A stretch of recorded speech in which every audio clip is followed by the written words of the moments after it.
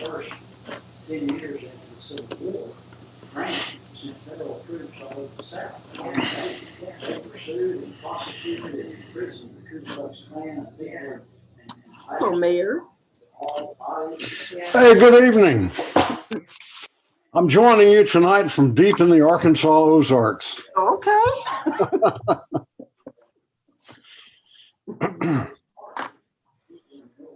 So how's the weather out in Arkansas? Cold and rainy. Is it? Okay. Yeah, but it's clearing up tomorrow. Okay. It's like 52 degrees here right now. It's been raining all day with thunder and lightning. So that's It's always pretty exciting. Well, we have sun out here in sunny California. I wish I could figure out a way to take some of this rain and move it west. We're at 61 degrees right now. Oh, in Richmond? Mm-hmm. It's the same thing here where I am. So, but it's raining. That's the difference.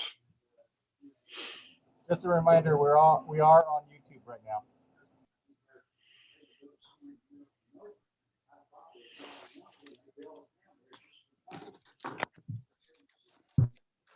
Here's where I am. Can you see that?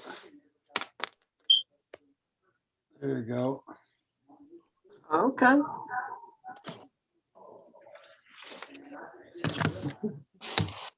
Hey, Tom and Pam. Hey, Nat, how you doing? Yeah. Councilmember Bates. How you doing? Good. How are you? I just got back in town last night late. Well, I'm good. How late? About 10:30. I didn't miss any. You could have came to the council meeting. Oh yeah. I'm deep in the Arkansas Ozarks, Nat. Oh, okay. Well, catch some catfish for me.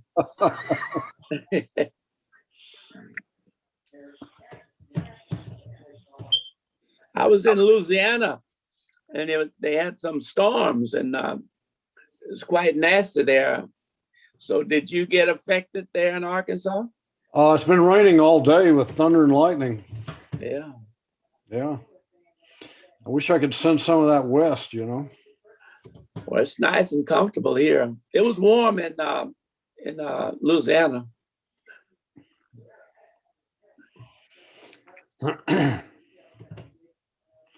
Well, I like New Orleans. Did I ever tell you the story that my great grandmother is buried under the Super Bowl? Oh no.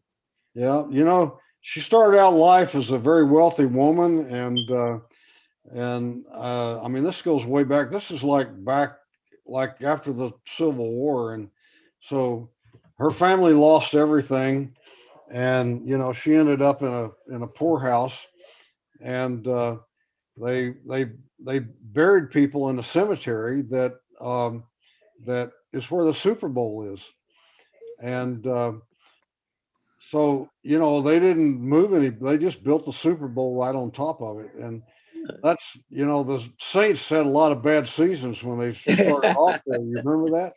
And they blamed it on a curse because of all those people who were buried under the Super Bowl. I know Katrina. I remember when Katrina occurred. A lot of the graves were washed up all over the place. I don't know what they did to recover them. Okay, well, it looks like we are at time, and it looks like we have a quorum. So, Madam Clerk, if you're ready, I'm ready.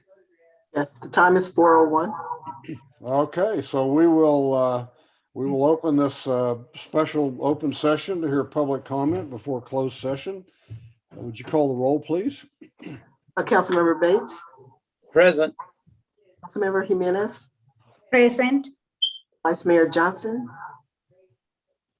I received a note that he will not be in closed session. Okay, so he is absent. Councilmember Martinez.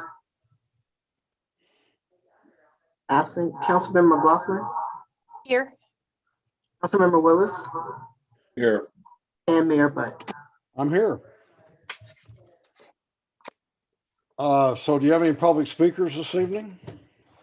I'll read the items into the record. For city council, the council will discuss the following items: conference with legal counsel, existing litigation, Richmond Shoreline Alliance, Sprawl Deaf, Citizens for East Shore Parks, Sunflower Alliance, and Green Action for Health and Environmental Justice versus City of Richmond.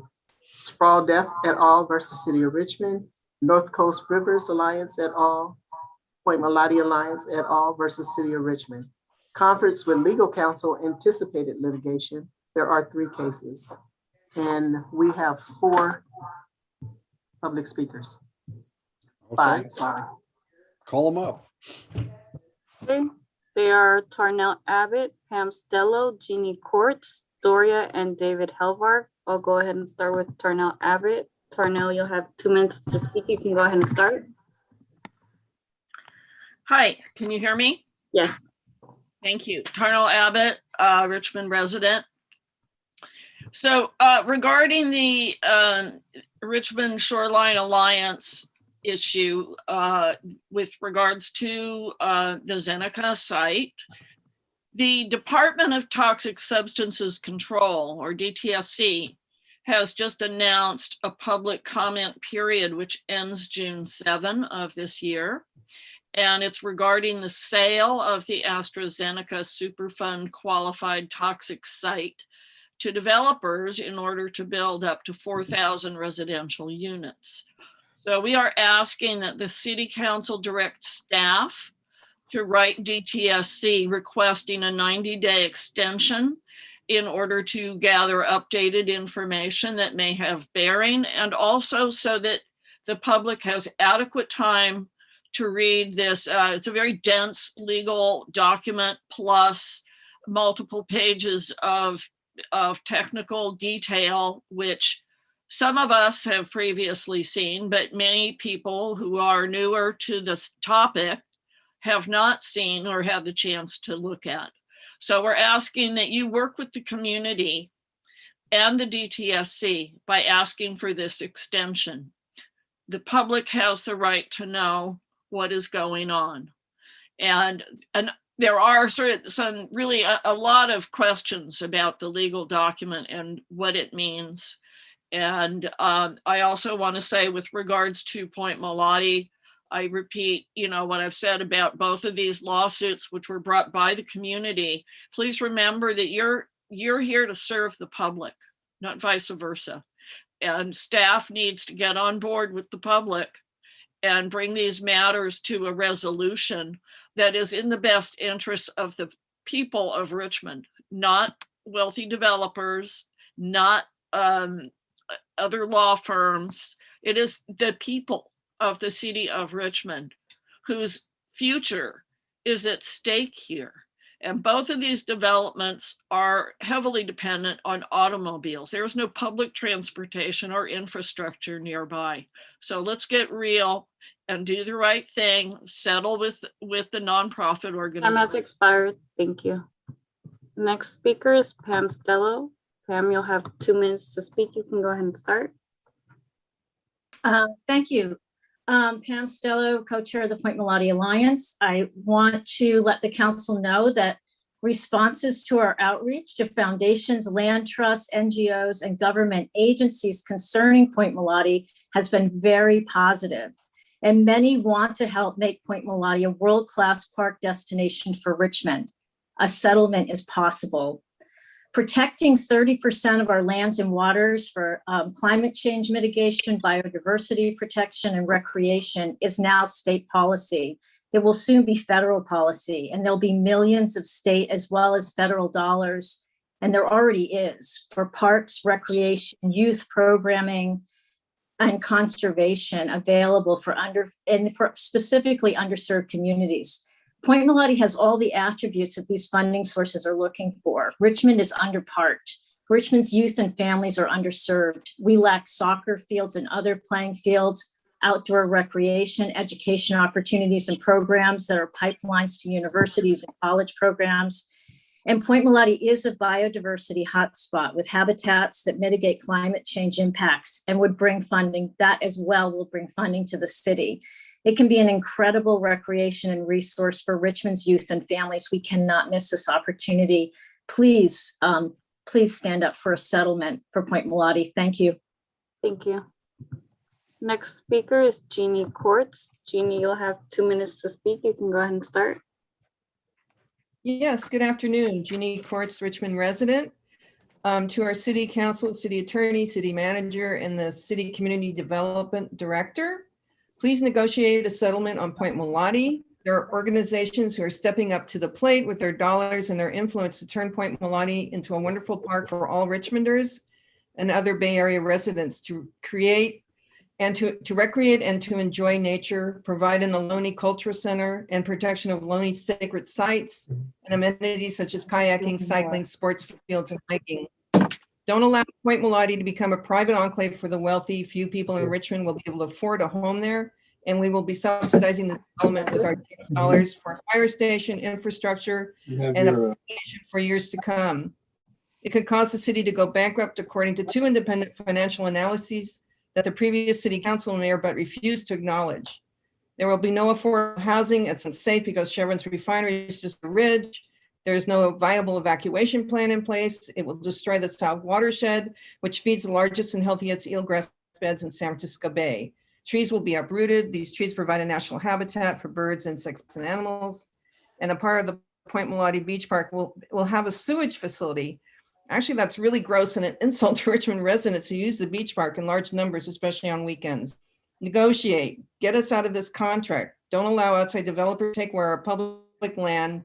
Do not enrich SunCal, Jim Levine, and John Salmon. And I also want to tell you that I agree with everything Tarnal Abbott had regarding the AstraZeneca EPA qualified Superfund site. Thank you for your time. Thank you. The next speaker is Doria. Doria, you'll have 2 minutes to speak. You can go ahead and start. Hi, can you hear me? Yes. Hi, I'm Doria Miller-Beilschmidt, and thank you, all the City, Richmond City Council, etc., for giving us a chance to speak. I'm relatively new. First I want to say both Pam and Jeannie, I fully agree with them on the issue of Point Melati. It is absolutely heartbreaking to think that we might let this opportunity slip from this city's possibilities. It's really tragic, but I fully agree with them, as well as Tarnal, and I would like to speak to the Zeneca site. In my past life, I worked very intensely. You might have heard of the Dirty Dozen. I was there at the beginning and the first 4 or 5 years of that campaign. And when I came to see the list of pesticides, which is shockingly long, and Stauffer is well known, so is EC, Bonpland, Bayer, they're all very well known to anybody who works within the world of pesticides. A very shocking list of extraordinarily toxic pesticides that were making those companies amazingly huge sums of money for since World War II. Of course, we have the World War II effort to thank for these pesticides that have been used heavily in agriculture. But to think that you would put people on top of this without really making sure that this site is clean. And I haven't even begun to mention all the metals, the volatile organics, etc. But just the pesticides alone are so shocking. Let me read you here. Study pesticides and Parkinson's disease. Study bolsters link between them. This was 2006 Scientific American. There's so much out there. This is not good. Your time has expired. Thank you. The next speaker is David Helvarg. David, you'll have 2 minutes to speak. You can go ahead and start. Thank you. Yeah, it's David Helvarg, Richmond resident. Last week, President Biden released his 30 by 30 plan that calls for 30% of US lands and waters to be protected by 2030. Top goal listed, creating more parks and safe outdoor opportunities in nature-deprived communities. In April, I was in a small Zoom meeting with White House Special Assistant to the President for Climate Policy, David Hayes, others from CEQ and the They seem quite comfortable with the $10 billion we were lobbying for coastal restoration, see it as part of their infrastructure package they're calling the American Jobs Act, which will probably not pass the Senate this summer, but will pass as a reconciliation bill in the fall. Existing federal funding for acquisition of Point Melati for a regional park, if it were to be acquired in a settlement with the failed casino developers, could also come from the Land Water Conservation Fund, which was greatly strengthened last year. Also, the state of California has its own commitment to 30/30 and its own funding for this. And now we've elected a council majority that recognizes the public health and safety risks of the poorly conceived SunCal proposal and the total inadequacy of its EIR. So that's led to conversations we're having with other folks from major foundations and land trusts, who, because of this new council majority, seem very interested in expanding on the East Bay Regional Park's $4.7 million commitment to create a world-class park at Point Melati for the people of Richmond. The potential of bringing millions of dollars of additional funds and resources and management into this process is very real. And I just, before you go into a closed session, remind the council members, when you hear a legal opinion from one lawyer, that's what you're hearing is one lawyer's opinion. It's not necessarily what the law will allow for in response to the people's will. Thank you. Thank you. The next speaker is Sarah Tobin. Sarah, you'll have 2 minutes to speak. You can go ahead and start. Can you hear me? Yes. Okay. Thank you for the opportunity to speak. My name is Sally Tobin. I'm a Richmond resident, and I'd like to address a vision that many of us share for Point Melati, and is as a basically a recreation area for youth, an ecological demonstration area, because it's one of the few areas around the bay that has a complete watershed from the ridgetop down to the bay. It has eelgrass, it has coastal terrace prairie, and those kinds of complex ecological systems are extremely rare. And it can be used as a way to educate Richmond youth and others, as well as for scientific investigations of how these particular ecosystems have come to be and what their interdependent components are. In addition, the Winehaven area can be a vibrant arts and cultural center that can anchor the park very nicely, perhaps partnered with educational centers. In contrast, I recently read the draft emergency plan from June 2020, and it describes in greater detail than I had seen before how the slopes of Point Melati are going to be bulldozed, and then they will be replanted.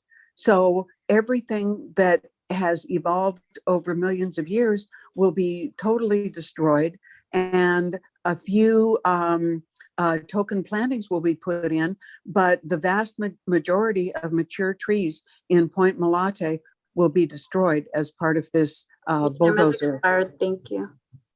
And there are no more public speakers. Okay, with that, we are now adjourned to closed session.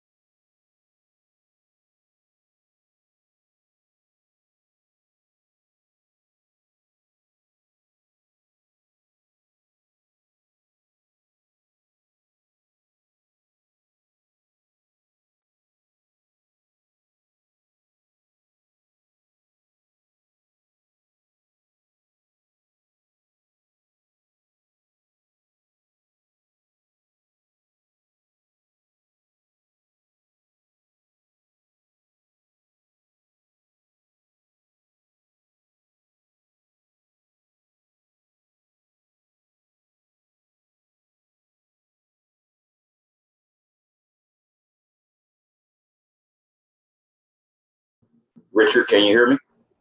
Is that you, Bert? Can you hear me, Richard? Can you hear me? I can't hear you.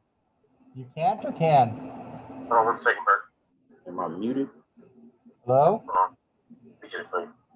Hello? Should be there. I can hear you. I heard both of you. Oh, yeah, you're right here.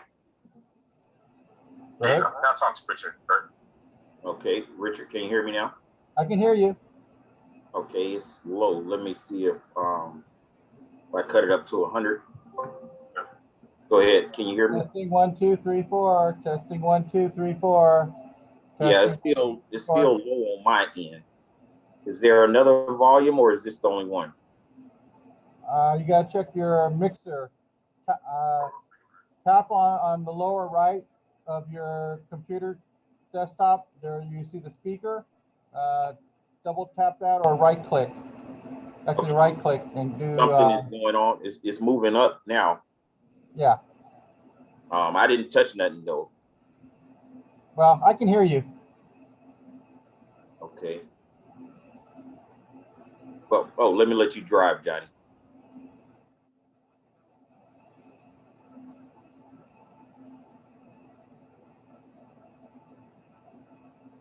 Yeah, that's correct. All right. I'm trying to talk to Richard Bert. Okay, I can hear you. Go ahead and say something, Richard. Hello, this is Richard here in the Richmond City Council chambers. Yeah, this is still very, very low. So this is the only one. Yeah, because this right here is your other audio settings, and then the microphone is pretty much up all the way. Okay. And then the output speaker volume is up all the way. Okay. Yeah. Okay, we'll go with this and see how it works tonight. But I could use the telephone if I needed to, correct? Yeah. Okay. Oh, let me drop this file in for you, Albert. And did we want to? Let me try a video works if I have to share. Okay.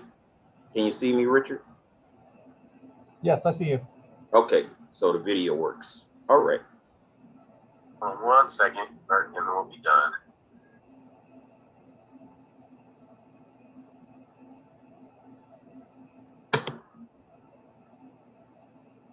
And let me write down them instructions again, Johnny. Because I always use CUDA, but I can use the 365 Microsoft. Right.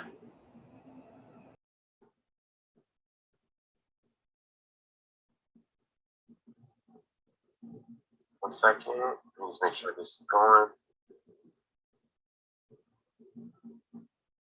1 second, Bert. Upload this. And then we're done.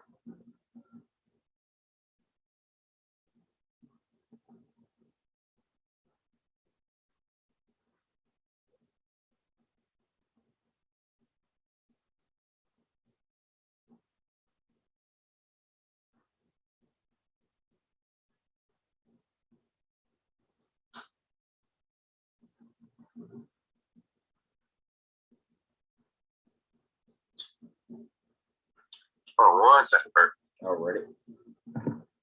Almost done.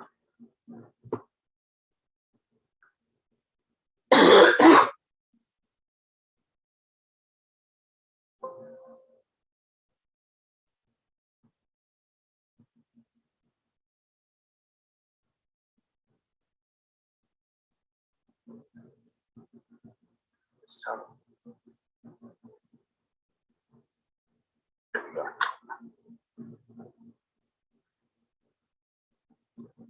Okay, so while that's going, so this is what you do. You go into here, Google. Uh-huh. Google. Okay. All right, let's just go all the way from the beginning. Yeah. Hey, Bert, just to let you know, we are broadcasting on YouTube right now, so we can hear this conversation. You already have Office 365 right here on your favorite. So you would click on that. Then you would go down here to Outlook. Click on that. And then you go down here to your calendar. Click on that. And then you go here to your event. You want to double click this event. And then it'll bring this screen. And then you scroll until you see the link, which is right here. Okay, that'll work. Okay, hold on. Let me finish this last thing.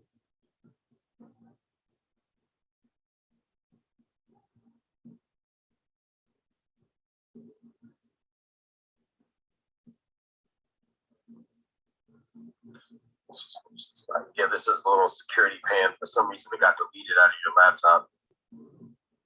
It's usually right here, but I didn't see it. Hold on 1 second. Oops.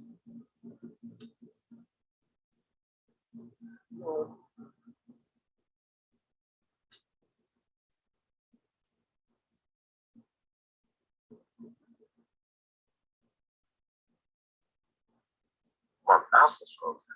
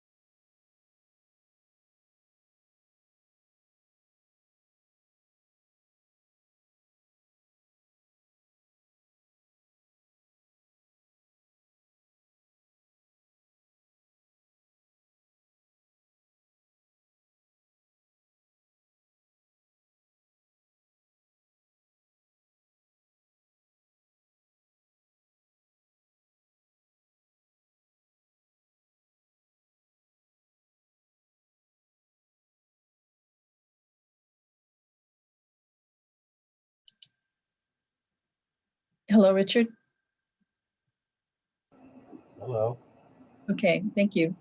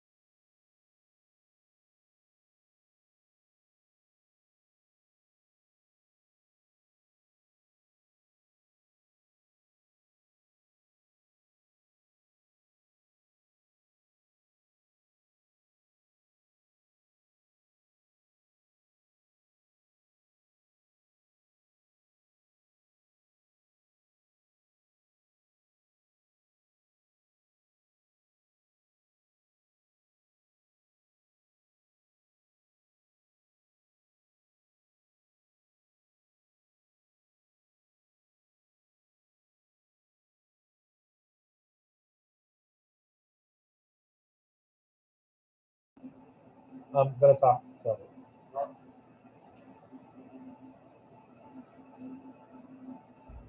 Antonio, Hello, hi. So, how you doing? oh, now you just sent the PowerPoint? Yeah, Okay, my question was, are you gonna do it on at your desk? Okay, so you're doing it at your yes, desk. Cool. thank you. We'll load this new one up just in case.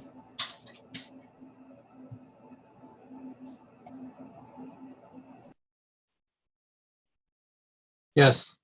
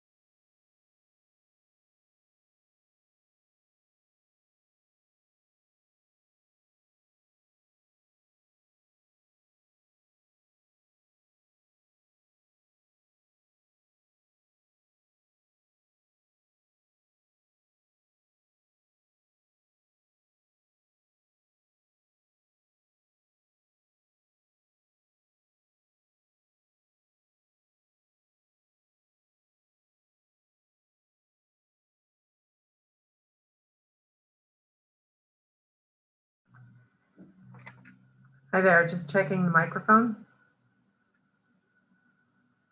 We hear you. We see you. See you soon. Okay.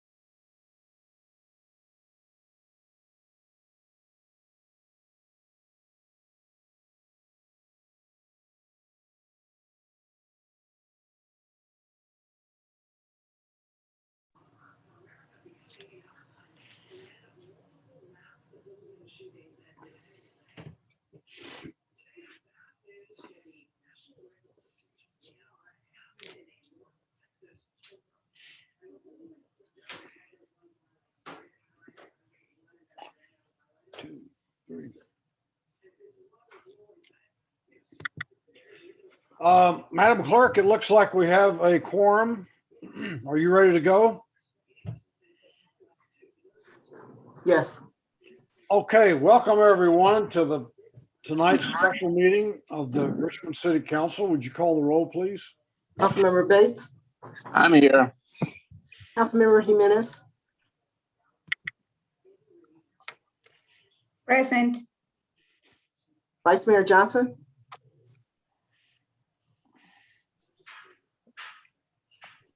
is absent. Councilmember Martinez, Here. Member McLaughlin, Here. Councilmember Willis is absent, and Mayor Butt. Here. Now, would you play the public comment instructional video, please?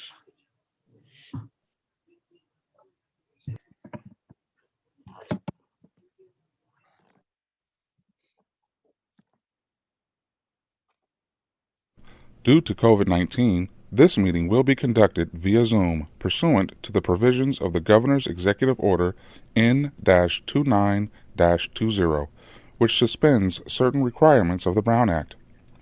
The Mayor will call upon council members, staff, and other guest speakers by name.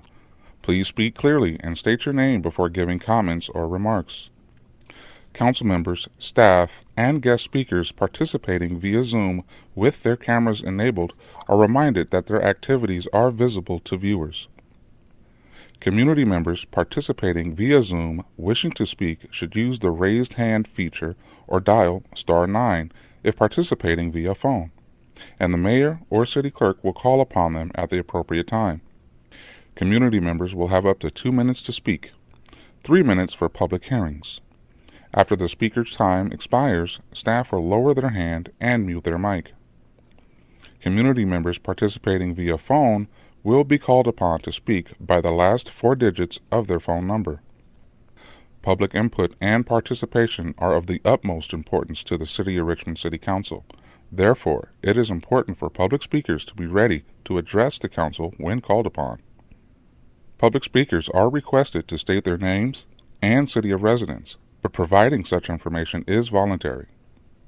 Written public comments received before and during the meeting in accordance with the COVID-19 public comment guidelines printed on the meeting agenda will be entered into the record and published at the clerk's office webpage.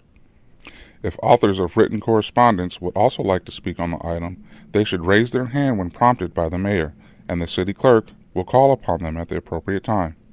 A roll call vote will be taken for all action items. The meeting can be seen on KCRT's TV channel and is being streamed on Zoom, YouTube, and kcrt.com. Thank you for participating in a meeting of the City of Richmond City Council. Debido a COVID-19, esta reunión se llevará a cabo a través de Zoom, en conformidad con las secciones de la orden ejecutiva del gobernador N-2920, que suspende ciertos requisitos de la Ley Brown. El alcalde llamará a los concejales, a los empleados de la ciudad y a otros invitados a hablar por nombre. Por favor, hable claramente y diga su nombre antes de dar su comentario. Se recuerda a los concejales, empleados de la ciudad y otros invitados participando a través de Zoom con sus cámaras encendidas que sus actividades son visibles al público. Miembros de la comunidad participando a través de Zoom que deseen hablar deberían de usar la función levantar la mano, en inglés raise hand, o marcar *9 si están participando por teléfono. El alcalde y la secretaria municipal llamarán a los oradores en el momento apropiado. Miembros de la comunidad tendrán hasta 2 minutos para hablar y 3 minutos para temas de audiencias públicas. Después de que se expire el tiempo de orador, se le bajará la mano y el micrófono será silenciado. Miembros de la comunidad participando por teléfono serán llamados para su turno usando los últimos 4 dígitos de su número de teléfono. Los comentarios y la participación del público son de suma importancia para el Consejo Municipal. Por lo tanto, es importante que los oradores públicos estén listos para dar sus comentarios al Consejo Municipal cuando sean llamados. Se pide que los oradores públicos indiquen sus nombres y ciudad de residencia, pero proveer dicha información es voluntario. Comentarios escritos recibidos antes y durante la reunión, de acuerdo con las reglas designadas para comentario público durante el COVID-19, imprimidos en la agenda de la reunión, serán ingresados en el registro y se publicarán en la página web de la Secretaría Municipal. Si los autores de la correspondencia escrita también desean hablar sobre el tema, deberían levantar la mano cuando sea pedido por el alcalde, y la Secretaría Municipal los llamará en el momento apropiado. Se realizará una votación nominal para todos los puntos de acción. La reunión se podrá ver en el canal de televisión de KCRT y también se transmitirá en Zoom, YouTube y kcrt.com. Gracias por participar en una reunión de Consejo Municipal de la ciudad de Richmond.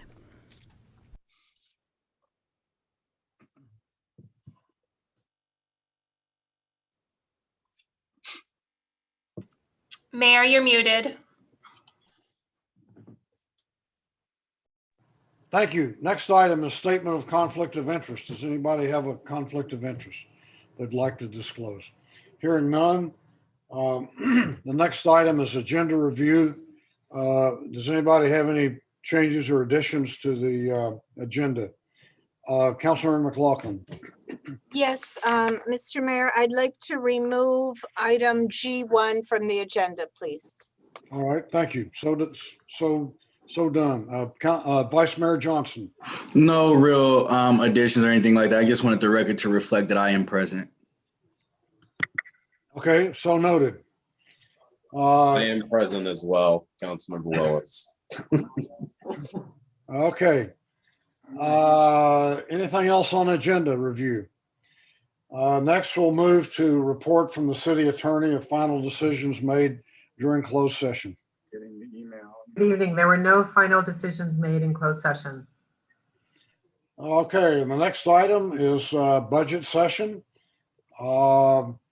Staff members reporting out, city manager, Shonda White, Anil Camillo.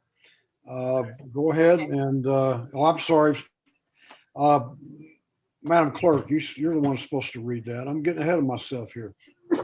Okay, item F1 under budget session is to receive department presentations on services, accomplishments, opportunities, and challenges for fiscal year 2021 through 2022. So, good evening, Mayor. Should we go ahead and get started? Good. All right. So good evening, everyone, and welcome. Tonight, in response to council questions and suggestions, we have an opportunity to better understand the services in our various departments. Each department has actually, department and divisions, there's depending on funding source and various organizational things, a number of different organizational units within the city have been asked to take somewhere between 5 and 10 minutes to briefly describe their services, their accomplishments over the past year, and any significant opportunities or challenges as they see them.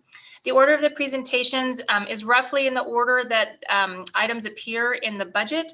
In the general fund, that's sort of by alphabetical order, but because of the various fund accounting that we use in the city, it's not exactly in alphabetical order. Also, for time management purposes, we did include in the packet for you all this evening a variety of additional information that council has asked for. So there is a lot of additional information in the packet. Note that the presentations have obviously not been adjusted since the outcome of last night's council meeting less than 24 hours ago. And because the most significant adjustments are going to be in the police department, we're actually going not to present police department this evening since there will have to be so many changes to that one. However, I am really pleased to share that we are starting to finally have most of the key pieces of information that we've been needing in order to prepare a balanced budget to recommend to you all in June. So we are trying to shuffle around and get some help and find enough staff to be able to do additional cleanup in various funds, fine-tune revenue projections. I have started detailed review and conversations with some of the various requests that you all saw previously at the May 4th council meeting. We also have now some direction from last night, and I almost feel like there should be a drum roll. Yesterday, the ARPA, the American Rescue Plan Act, guidelines came out. So we can start to do a more detailed analysis of that information. We also are fairly confident that it does look like we are going to get more than the original $20+ million that we had anticipated. It's looking more like in the high 20s, high $20 million. So that is really good news. We'll have more on that at next week's council meeting. We'd always planned next week to come back to the council and share with you all the ideas that have come from the community, from council, from our unions, and from staff about the different ways that we think that those could most benefit and help our community in recovery efforts. So a couple of other date reminders. On June the 1st, we're currently planning on bringing you some brainstorming on various options that you may want to consider to help long-term fiscal sustainability. Nothing needs to be decided upon. We're not coming with recommendations or anything for the next budget cycle, but those would be ones that you might want to start thinking about as we work through those over the course of the next few months, the rest of the calendar year. And then on June the 3rd, just a reminder, we also have our third community budget meeting scheduled. So with that, I really want to thank everybody's effort on getting all of this prepared for tonight's presentations. I know everyone's looking forward to sharing with you all the hard, good work that they're doing and all the accomplishments they've been able to undertake and to do even in the midst of this pandemic. So with that, we are going to go ahead and start the presentations, and I believe that we start with the Office of the Mayor.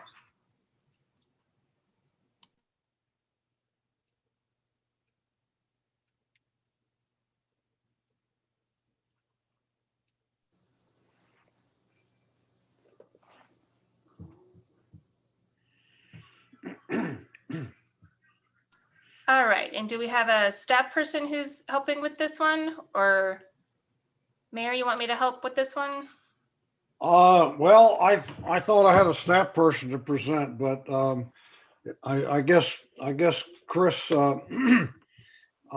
Chris might not make it. He's got some kind of a bug or something. So maybe I'll just go through it briefly. You can read this for yourselves, but this slide just goes through a number of services provided by the mayor's office. And we have 3 staff people plus the mayor, and they all work really hard. One of them is just taking on an additional duty of staffing the community police review commission. So everybody's really busy. Go ahead to the next slide.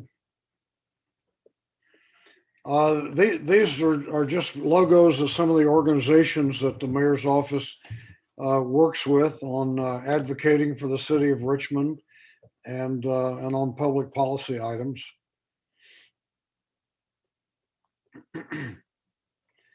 And some highlights from the last year.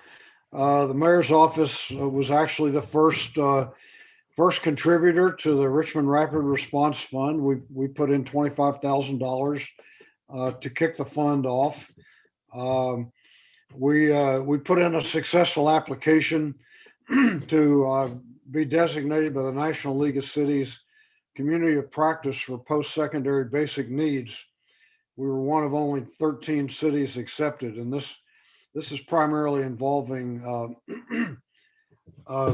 involving our scholarship program. We also led the effort to get Richmond reinstated as a member of the Oakland Airport Community Noise Management Forum, and this was largely around a controversy over a potential change of airline routes to come over Richmond. And I think we reported out last week that we were successful and that the FAA announced that they decided not to make that change. We do a lot of work representing Richmond in the public media. We put out press releases and we're very active on all social media platforms with information and advocacy things representing the city of Richmond. The mayor's office is the primary author of city council proclamations for various themed days, weeks, and months. We appointed or reappointed more than 80 people to city boards and commissions. We've created the Richmond Transit Center Working Group. We'll be participating in reopening. Actually, it's open, but making a big deal out of reopening the Richmond BART station in mid-June. And we also did something the mayor's office has never done before. We created the West County Legislative and Governmental Affairs Working Group, where the staffs of all the legislators in West County meet on a monthly basis and coordinate policy issues and initiatives. Another thing, we created a small business group to support legal organizations. One of the things we often do is write letters of support on public policy positions and supporting grants that various departments are asking for. Probably one of the biggest jobs that nobody really knows about is responding to constituent service requests. Anybody who can't figure out who to call in the city of Richmond calls the mayor's office. And our staff tries to put them in touch with the appropriate city staff to deal with their issues. We host the meetings, the West County Mayors and Supervisors Association. And even though we lost by 0.3 percentage points, we challenged Oakland Mayor Libby Schaaf to a contest to see who could enroll the largest percentage of people in the census. And I think it was successful in getting a lot of people enrolled that would not have ordinarily gotten enrolled. And, in terms of the future, I have 1 year and 8 months left in office before I'm termed out. And some people ask me, if you could pick one thing you want to accomplish before you leave, it would be to have a year with no homicides. So I'm hoping that maybe the year of 2022 will be that year. Next slide. And now we turn it over to the city council. Good afternoon. I'm Trina Jackson, the staff liaison to the city council. The services provided by the city council office include, they actually establish comprehensive goals and objectives for the city. The council also provides leadership in establishing policies for the conduct of municipal affairs.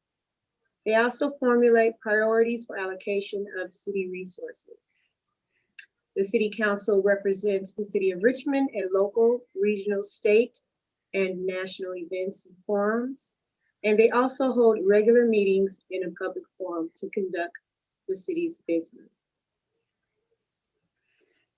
The accomplishments for 2021 include the hiring of a new city manager, city attorney, and human resources director.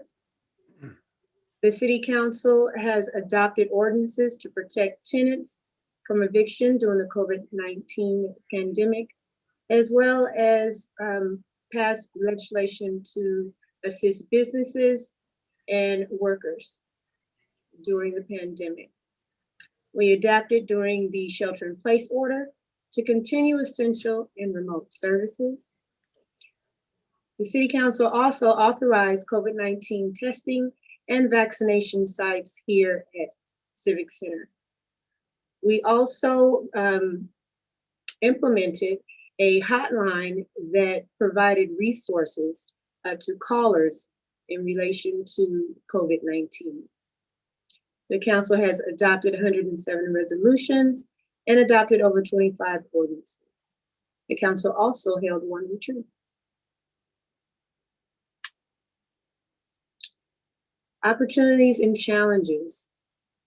Well, we'd like to open City Hall and restore in-person services in a manner that is safe for employees and members of the public. Return to in-person City Council meetings. Restore funding for conferences, meetings, and trainings to allow council members the opportunities to participate in these regional meetings. If the City Council isn't there, Richmond isn't there. So if they are not at the table, there's no one there to speak for us and actually stand up for us to receive money so that the city of Richmond and its residents can benefit for funding coming down the pipeline. We would also like to adopt the action plan to increase inclusion and eliminate race and equity disproportionalities. As most of you know, the city of Richmond does have a race equity team. We have been able to accomplish a lot, and we are grateful that department heads have allowed their staff members to voluntarily work on race equity issues. But we've come to the point where we could do much more if we had funding. We'd like to provide training to employees and boards and commissions. And that concludes my presentation. Thank you.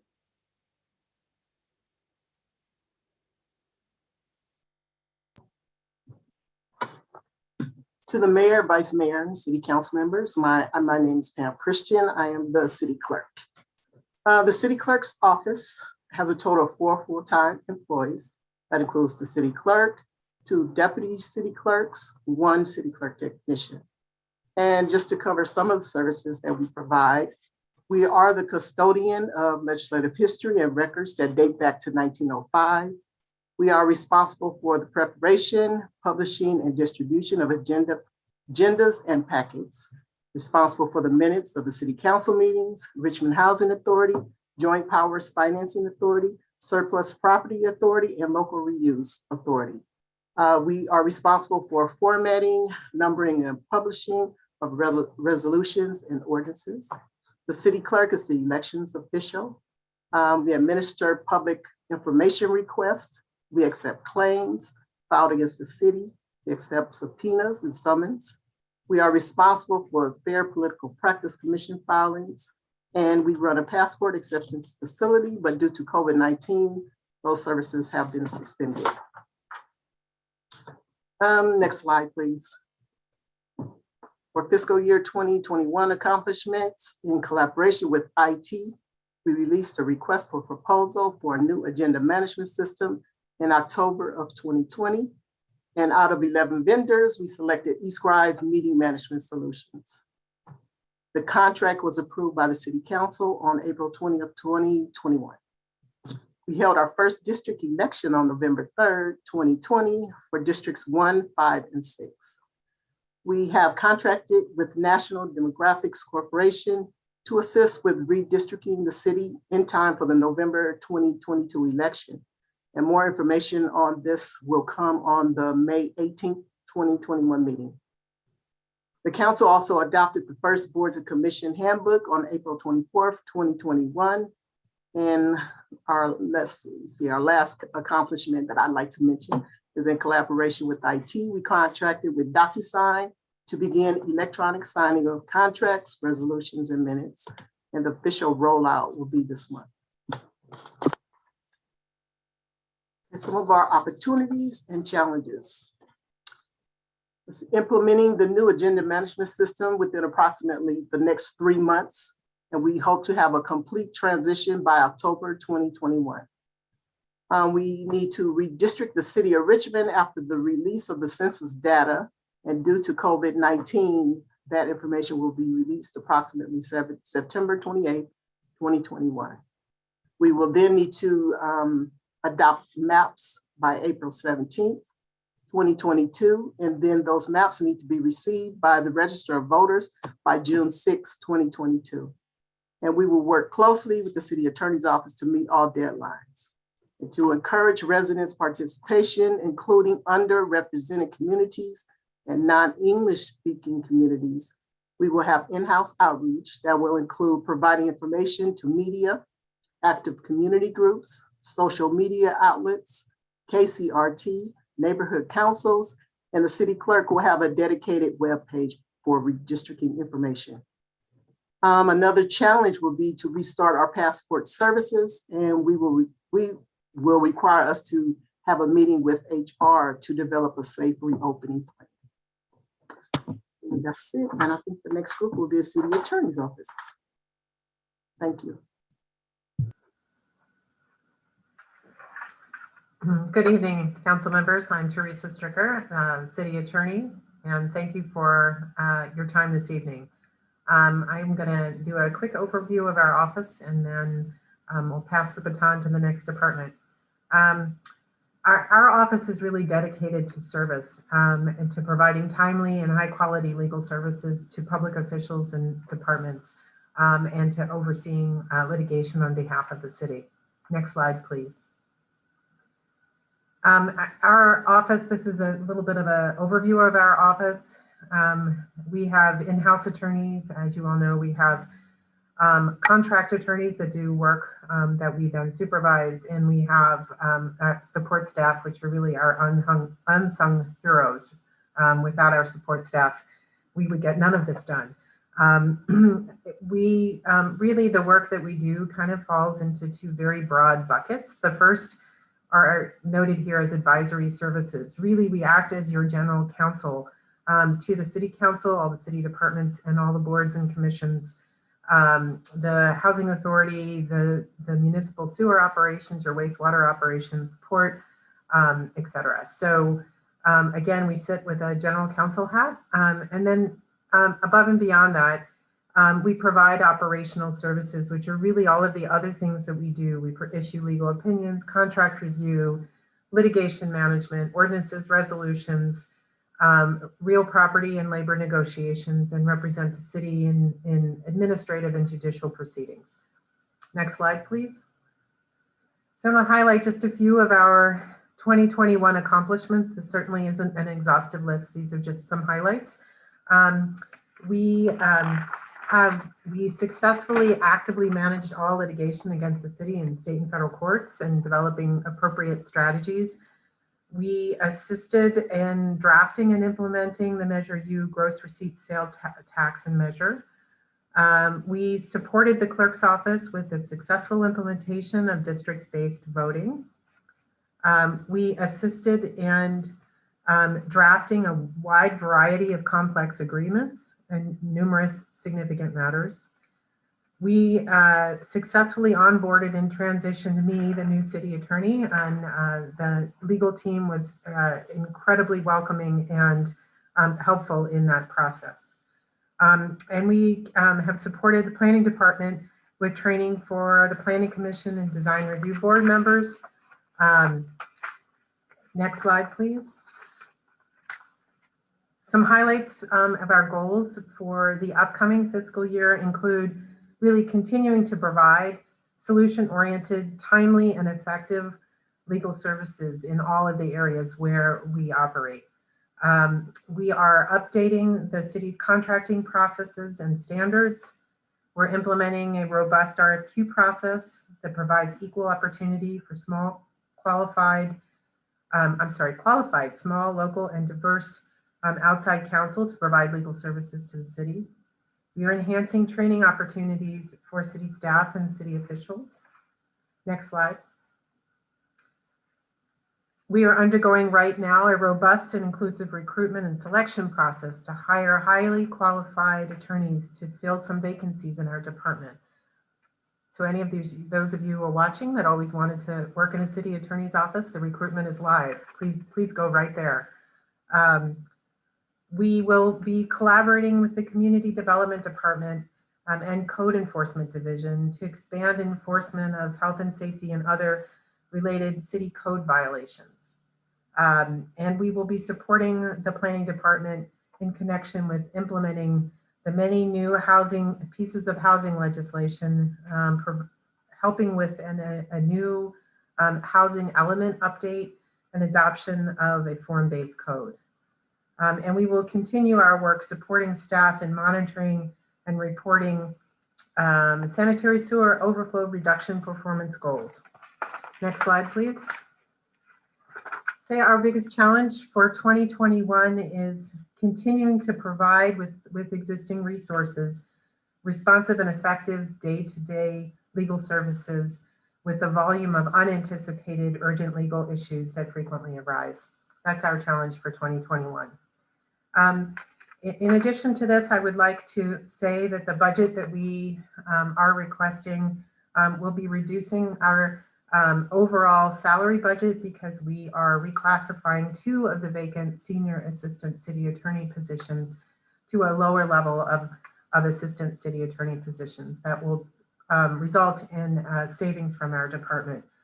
We are asking for a one-time amount of funds that will be for a consultant to help us on a one-time basis determine really a cost-benefit analysis of what it would take to bring in some of our routine litigation matters in-house and build a team accordingly. So we will are asking for some funds in order to undertake that. And then finally, in the information that was provided for all departments, there was a document that I need to correct a little information on it. It is your multi-year compensation list. And that document does not reflect in our proposed budget this reclassification of the 2 assistant city attorney positions. They will be reclassified from senior assistant to 2 vacant assistant city attorney positions. And then additionally, some of the historical data that's provided in that chart suggests that it does not show for 2 of the years in 17, 18, and 18, 19 that we actually had 3 attorneys who were at the assistant city attorney level at that time that are not reflected in those 2 years. Those 3 attorneys were eventually promoted to senior assistant in the following fiscal year, but it appears when you look at that data that we had fewer attorneys than we really had. And I think with that, that's all I have. I'm going to thank Patrick for all of his assistance in putting together our very small portion of your overall budget. And just make sure Patrick doesn't have anything to add at this point. Nothing to add, thank you. All right, thank you very much. Next slide. And with that, I'm going to turn it over to the Community Police Review Commission. Thank you.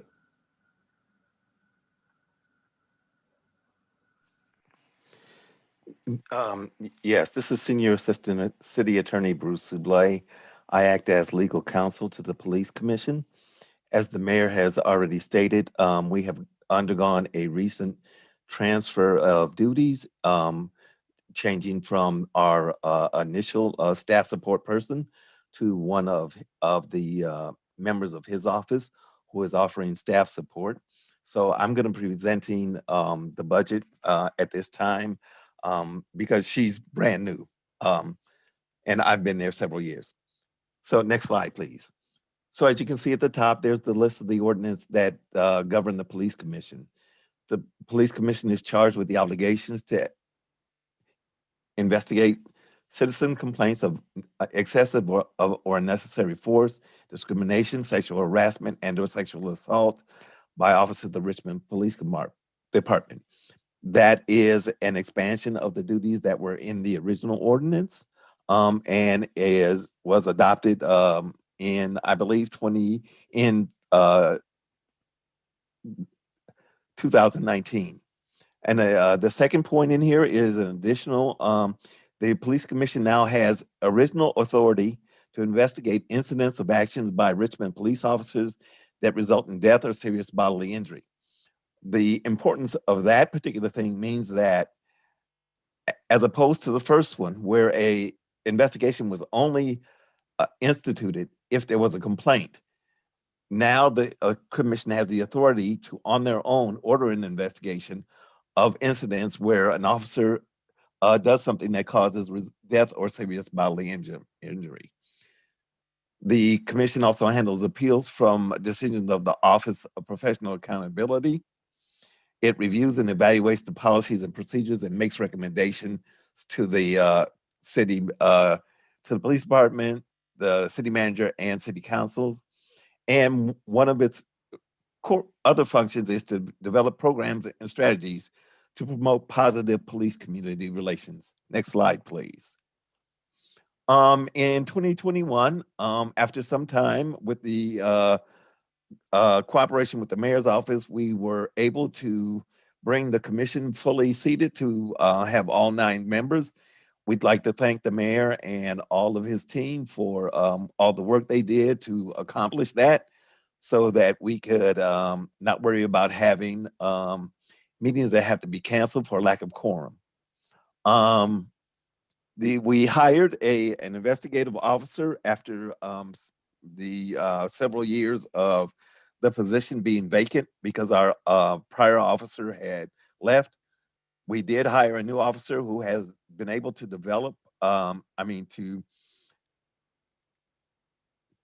excuse me, to clear a substantial backlog of complaints that were not investigated because we didn't have somebody to investigate them. And with the past staff, and I'd like to give a shout out to Shani Johnson, who was our prior support staff. She was very instrumental in providing timely professional responses to public inquiries pertaining to the business of the Community Police Review Commission. Next slide, please. The accomplishments in 2021, we did amend the Richmond Police Commission ordinance to provide for additional commission oversight. And we have been active in having the commissioners participate in NACO, which is the National Association for Civilian Oversight of Law Enforcement. It's the national organization for all cities that have police commission type offices. It offers a wealth of training and information for our commissioners and for people who are interested in doing this type of oversight. Next slide, please.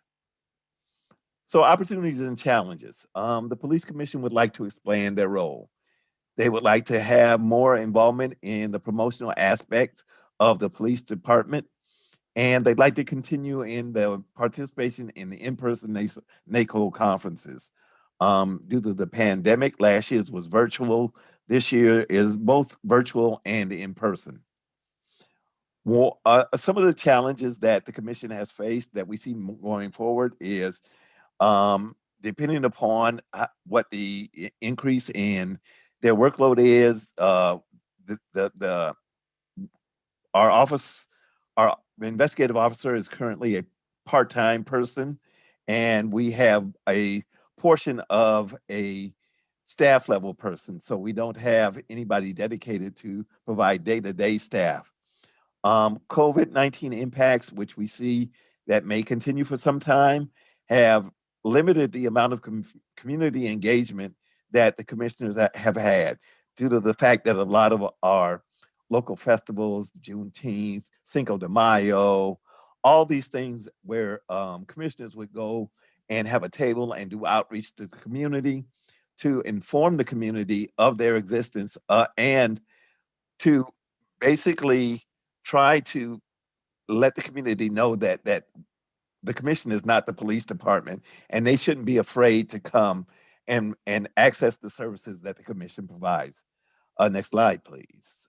That may be it. And with that, I will turn it over to the city manager's office. Thank you. So good evening again, folks. I'm Laura Sneidman, the city manager. So if folks think of the city council as the board, the policy direction folks, then the city manager is similar to the COO of a company and does a lot of coordination and information gathering and all kinds of things, all in support of the city council and their decision-making process and then implementing the policy decisions that they have made. There's also overseeing all the departments, being responsible for all the staff, and always striving for that efficient and effective, equitable service delivery. There's also an interesting role here in Richmond that is much more comprehensive than in many communities, with trying to really involve and work with the entire community. That's one of the great things I keep mentioning to folks about Richmond is that community involvement, and that we're not a suburban community where people just commute and don't participate. For those folks who didn't find their way to the mayor's office or didn't get everything there, we actually also in the city manager's department provide an extraordinary amount of customer service to folks who are looking to get to the right department, looking for some information, trying to get something resolved if they didn't get it kind of right away. So when I think of my first year as city manager, I of course will always think of the pandemic. I was here only about 4 weeks before the pandemic hit. So one of the roles of city manager is serving as the executive director of an emergency operations center, or EOC. And so I declared a local emergency, which the council later affirmed. And also we got an early heads up that on the Monday when the county health was going to be starting all of their shutdown, we were notified, city managers in the county were notified on Sunday. And on Sunday, I opened our emergency operations center as the EOC director. And from there, all kinds of staff were able to come in and help try and quickly manage figuring out how to close buildings, how to keep our employees safe. An incredible amount of work was done around that. So there were a huge number of people who stepped forward. Obviously, Genevieve, who is our amazing emergency services manager, helped an extraordinary amount in that process. And we were trying to, at the same time we were having to do the work, we were also trying to teach folks roles and responsibilities and get up to speed. So a huge number of people really stepped up. And we are still officially operating with that model. You're going to hear about that a little bit more later in the agenda this evening. So also another significant thing that happened on the Friday before the Monday that I arrived was there was some reorganization that had been agreed to just again that Friday before the Monday I arrived. And so since then we've been trying to work through some of the specifics in terms of implementing that reorganization. We also were able, again, with the pandemic and with all of the crisis that resulted from the George Floyd incidents and all kinds of other things that were happening in the world, we still managed to come up with a balanced budget that the council adopted after a great deal of effort because, again, of all the concern about COVID and the impact on finances. One of the other things that we were able to do was have all the departments come together and organize the first ever candidate workshop for the city council candidates. We want to start working with everybody who's interested in running for city council and making sure that folks are informed and that we have a good process so people can get their questions answered and can get information as the election process moves forward. And then, of course, we were able to welcome 2 new council members into this and be able to work with those folks right away. City manager is also officially responsible for all of the hiring for all staff with the exception of 3 folks, with myself, the city attorney, and the city clerk. And I'm really pleased that in this first year that there have been 3 new hires. I was very pleased to appoint Police Chief Bisa French as the permanent chief. Also was able to hire Anil Comello as our HR director. and Joe Leach as our newest member at the director level, serving as our Public Works Director. So I'm thankful to them and welcome them, of course. We also have a number of things to kind of keep coordinating against citywide. It's a lot of what the city manager's department does is that overall management coordination and prioritization. We are trying to look at that post-pandemic recovery, reestablishing services, budget, which is part of what we heard tonight, and a number of other steps along the way. There is some organizational stress, I think, happening in part because of the budget, in part because of the pandemic, and a lot of that is around low staffing, trying to really meet everybody's expectations at the council level and at the community level, knowing that this is a community with high needs, high expectations that really deserve a lot. And so everyone is trying very hard to meet expectations, even where we have, again, a huge breadth of services. We try and provide high quality services, and everyone's feeling that there just isn't enough people to do that in all cases. Well, I'm also looking forward to, in terms of how we address some of these, to moving forward over the next couple of months, having council really become clear with not only their priorities, but also the sort of the definitions and some of the nitty gritty around those priorities. And also looking forward to establishing a fiscal sustainability plan sometime over the next, 6 months or so that we kind of can get out of some of this annual crisis and all these different things we're addressing with the new challenges that have just come into play, such as the housing authority debt and some capital needs that we really have. So with that, I am going to ask that the exciting part of the work that the community really gets excited about from the city manager's department. They don't get so excited about coordination, but the exciting part of the work in the city manager's department, I'm very fortunate to have two amazing women. And the first one who's going to present is Sasha Curl, the deputy city manager. Thank you, Laura. Good evening, Mayor Budd and members of the City Council. My name is Shasta Curl. I'm the Deputy City Manager for Economic Development.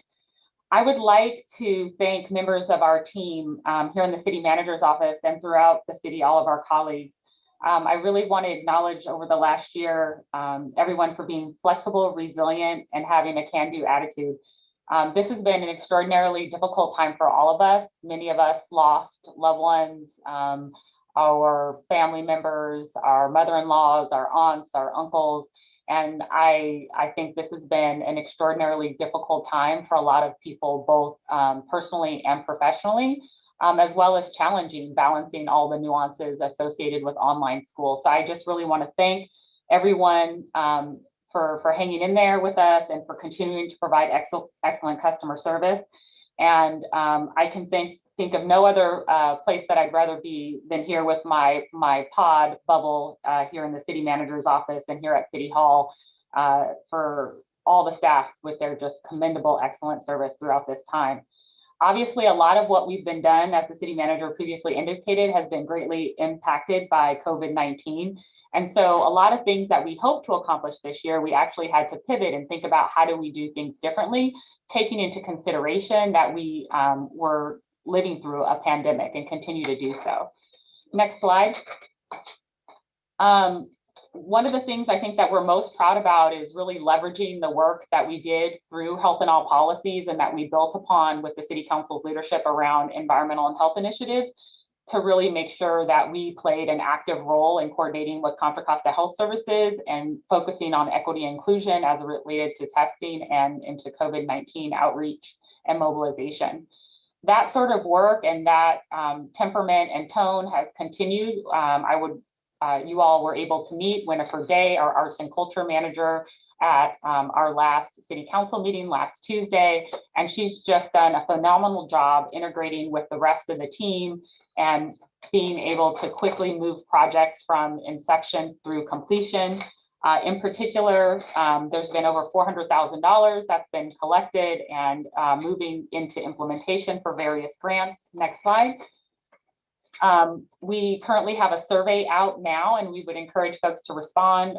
This website is online on our city's webpage, and really want to thank our partners at NIAD, the East Bay Center for Performing Arts, and the Richmond Arts Center for always being our collaborative partners and our anchor institutions here in Richmond. We think that partnering with those community-based organizations and leveraging the work and the strength they offer to work collaboratively with the community is really what sets Richmond apart in terms of how we approach our arts and culture work in Richmond.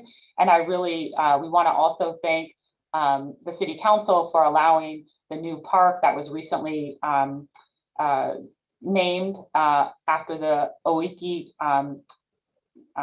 Native American group, and for all the excellent support that the City Council continues to provide for the arts in Richmond. Next slide. There's a number of arts activities underway and constantly out throughout our community. And so we would encourage everyone, if you're interested in participating in the Pack and the Rack, please let us know. We love having all the engagement on the Poet Laureate and other opportunities. Next slide. In terms of economic development, one of the things that we also really focused on, given that we were in active EOC mode, is thinking about how do we support businesses online. And so a lot of our work has been continuing to partner with anchor institutions, with community-based organizations such as CoBiz, Main Street, the Renaissance Center, and many others to make sure that we're putting out information to best serve our community. Next slide. One of the things that the City Council has directed staff to do was to develop an economic development short-term action plan. We just had 2 community meetings yesterday for that, and we're continuing to work on our cannabis equity ordinance with the receipt of $75,000 in grant funds. Next slide. We are extremely excited to continue Richmond's tradition this fiscal year with completing the Richmond supplement with the San Francisco Business Times. If you haven't had a chance to pick it up, once City Hall reopens, it'll be great for everyone to have an opportunity to get a paper copy, and we have the electronic copy online. It really lifts up a lot of the great local food businesses that we have here, and we look forward to continuing that work. Next slide. A lot of the work that we've also done has been with GoBiz. So at the State of California, City Manager's Office Economic Development staff are very actively engaged with responding for requests for information for specific types of businesses that may want to choose to locate here. We're also involved with the Bay Area Urban Manufacturers Roundtable, and as well as many webinars to share information community-wide and lift up Richmond. Next slide. One of the businesses that we've started, for many of you who don't know, City Manager's Office staff, we all love to eat. So frequently, at least once a week, maybe twice a week, we try to go out in our work bubble and try new restaurants and shop at new businesses. And so for those of you who haven't already visited, one of the new businesses that recently opened was Cafe Roma, and they have amazing, delicious sandwiches. Their information, we feature various restaurants such as those in the City Manager's Weekly Report, so we'd encourage you to sign up for it. Next slide. We're also involved with a citywide strategy to track revenue, and that was also something that we're continuing to work on and we'll be talking about tomorrow at our management leadership team. We'd also like to thank the City Council for their continued support of our environmental and health initiatives. We completed our Health in All Policies progress report with the help of the Robert Wood Johnson Foundation, and staff will be presenting next week with to the Robert Wood Johnson Foundation with Pogo Park. We've also continued to collaborate with the Transparent Richmond website and have been very focused on making sure that we keep the data that the community has access to, that we try to keep that as up to date as possible. Next slide. So far this year, there were 29 solar systems installed for income qualifying households with use of ECIA funds in partnership with Grid. Next slide. And we've continued to work on increasing diversion and reducing waste by developing special programs that, for example, target both the item pickup to multifamily units. Next slide. One of the partnerships that has really been a core for our work here is the Health Career Connections Program. It's a partnership with Jeff Oxidine at UC Berkeley, and we're able to frequently host fellows in the City Manager's Office over the summer that are from Richmond that have an interest in the health sector. Next slide. For folks who would like to have more access to information, we're continuing to gather and put out information regarding the leases, regarding where folks can retain COVID vaccines, and a myriad of other types of information, such as available properties that the public has interest in. A lot of our port and real estate activities over the last year, we're really getting all of our documents in order and creating central repositories for that information in terms of what surplus land we have available, accurate inventories, as well as all of the assets we have citywide and whom we have leases with. Next slide. In addition to that, we're really excited that the Riggers Loft converted from natural gas to electricity, and we're continuing to make significant improvements at the port. I would like to thank Janie and Lucy for joining our team. They're the newest members of our city manager's office economic development team. Unfortunately, with the passing of our port director, very sudden, we are so pleased that they've joined our team and that we're really moving forward with an integrated economic development strategy that includes the port in our work. Next slide. We hope to come to you in the next couple of months with a comprehensive report and strategy for the port regarding the assets and how they're currently positioned and what the long-term possibilities are for the port. We've made a significant amount of progress to date, but there's still a lot of work to be done in the future around infrastructure. Next slide. As you can see here, there's a lot that needs to be done to continue to improve the port and make it a place that it continues to be an asset. Next slide. One of our proudest accomplishments is that Hacienda is coming back online this year. I remember when I made a personal commitment to Miss LaShonda Wilson-White about we're going to redo Hacienda and it's going to look great. And I'm so happy and pleased that this work is coming online. It has been a tremendous effort with Mercy Housing and CHDC, our local partner, and really appreciate everyone's partnership in this work at Contra Costa Housing Authority, as well as with HUD. Nanette joining our team less than 2 years ago now has just been a tremendous asset, and we're so lucky to have her. Next slide. Much of the work without the Hacienda, with Hacienda and other development projects couldn't happen without our colleague Gabino Arredondo, and I really want to thank him for just rolling up his sleeves and digging in on all things RHA and being that right-hand person to Nanette, since she's the only staff at the Housing Authority. Also, our housing commissioners have been absolutely a pleasure to work with as we're trying to reposition our housing authority and work through the financial challenges. Next slide. We're pleased that we've continued to make progress with Nevin and bringing on additional resources to the community there. It's been a challenge, but we're happy that we were able to offer vaccines directly to Richmond residents and meeting people where they are. Next slide. We also want to continue to thank our colleagues in Public Works, Jose in particular, for their leadership and their continued support. Just today, the Public Works staff are out cleaning up Meastrom Village because it's an ongoing challenge in terms of the illegal dumping. Next slide. And in terms of our challenges, this has been an incredibly difficult year, and I think that we've all, experienced it together. And I really, again, want to thank staff for continuing to be resilient and continuing to have a positive attitude and serve the Richmond community with grace, even though we're all clearly stretched really thin. Next slide. Here are some of the opportunities and goals that we've identified. And obviously these will be adjusted as we receive input from the City Council, but we really want to make sure that we focus on continuing to implement our climate action plan and our health and all policy strategy, as well as comprehensive economic development. Next slide. And here are these are the members of the team here. I think it's important just for folks to know who everyone is, and that these are the city staff and the economic development team that are here to serve the public. Thank you so much. I'd like to hand it off to my colleague, LaShonda White, Internal Services, Department of Children and Youth. Thank you. Thank you, Shasa. Good evening. My name is LaShonda White, and it is my pleasure today to present information regarding the Department of Children and Youth.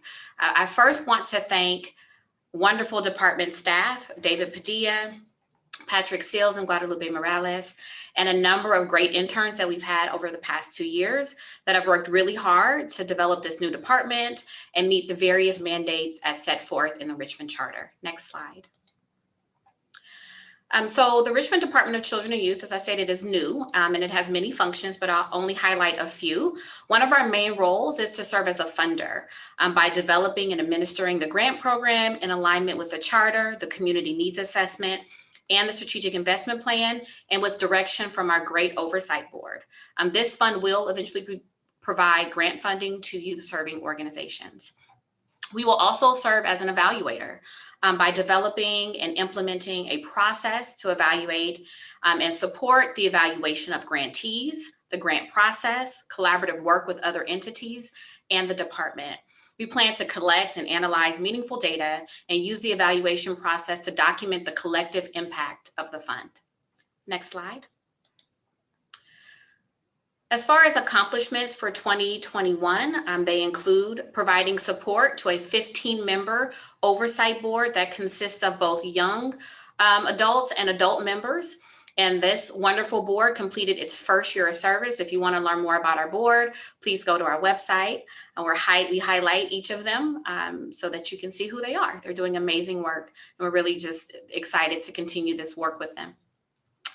We also are engaged through collaboration with community-based organizations, philanthropy, the West Contra Costa Unified School District, city staff, UC Berkeley, and other stakeholders to really support the work in the community and ensure that the needs of our children and youth are met. We really are trying to do a lot around outreach and engagement. So as an example, here is a snapshot of our newsletter that we put out. We try and do that on a quarterly basis to share with the community the work that the department is doing. We also provide information through other venues. And we also, as part of our community needs assessment work, did a lot of outreach to really get this document together. We conducted interviews, we did focus groups, we did community forums, and we also incorporated information from from 700 survey responses. And we also partnered with Y-Plan and Kennedy High School, as well as the University of California, Berkeley. We, as part of the charter, had to conduct a community needs assessment. And so we hired Hatchell, Tabernick and Associates, and they helped us do a community engagement process, as well as develop this community needs assessment to highlight not only the assets that are already existing in the city of Richmond, but also where some of the gaps in services are. That community needs assessment led us to develop a strategic investment plan. And that strategic investment plan highlighted 6 priority areas, which provided us guidance to release our first annual grant applications and guideline that was released initially on January 1st. It is open right now. We reopened it per council direction. And so we've had our first of 2 pre-proposal meetings. So for organizations out there that provide services to young people, please go to our website so that you can find out more information and submit an application. And that is for both community-based organizations and governmental entities. Next slide. In terms of opportunities, we want to do a lot more to support our future grantees. So we want to help build the capacity of those organizations that are providing support to our young people here in the city of Richmond and in North Richmond, but we also want to provide support to our oversight board. As I stated, we have 8 young youth under 24, and we really are trying to find ways in which we can encourage them, retain them, and build their capacity to serve on this board. We also want to have a grants management system. So managing grantees and just the process is very time consuming. We want a streamlined way to be able to do that. What we heard while we did a lot of our outreach was that there is a need for a repository of information. So a lot of the community-based organizations, governmental entities that are providing support to young people want a place where they can go and get information, get data, and a way for us to share information. So we're working with the school district and others to figure out how we can do that. We also want to have a directory of services. We heard when we did our focus groups from parents as well as young people as well as service providers, that it's not that we don't necessarily have a lot of great services here in Richmond, because we do, but sometimes individuals don't know what is available, how to access it, where to go. And so we are working to find a way to build a directory of services here in the city of Richmond. We want to continue our collaboration. I meet with the school district or liaison from the school district on a monthly basis to talk about how we can work more collaboratively together to provide services. We also are having service provider meetings with organizations that provide services directly to young people, so that we're continuing to stay in conversation with these organizations. Staffing for us is a challenge. We have done an amazing amount of work with the limited staff. I have really one FTE, and I've been able to work with other city departments. So thankful to the city attorney's office for allowing Patrick Seals to provide support, thankful to community services for allowing Guadalupe Morales to provide support, but that's a portion of the work that they do. And so we have really worked and partnered a lot with a lot of wonderful interns to help us do this work. Next slide. So now I want to have a chance to share about the environmental and community investment agreement. And next slide, please. So there are kind of three main things that I provide support around. So there is a competitive grant program that I manage with the help of Shanae Johnson and Patrick Seals. Also, we have to do reporting annually about the wonderful work that all the city departments and community-based organizations that have received funding that they provide within a year, within the fiscal year. And then also I support the various departments. There's a number of strategies outlined in the ECIA that we have to do an annual budget. And so I really work with all those different departments and project managers to make sure we're budgeting per the ECIA agreement. Next slide. So as part of the budget documents that are provided to City Council, because there are different strategies outlined in the ECIA agreement that correspond or align with different city departments, the way that we have set up the ECIA is that it's a separate fund. So the funding is sitting and it separately, and so it doesn't get commingled with general fund. But you will see that for projects that align with a certain department, that funding is sitting in that department's budget. So more aligned with that department's budget. So every program that I'm going to be talking about today is already included in the fiscal year 21-22 proposed budget.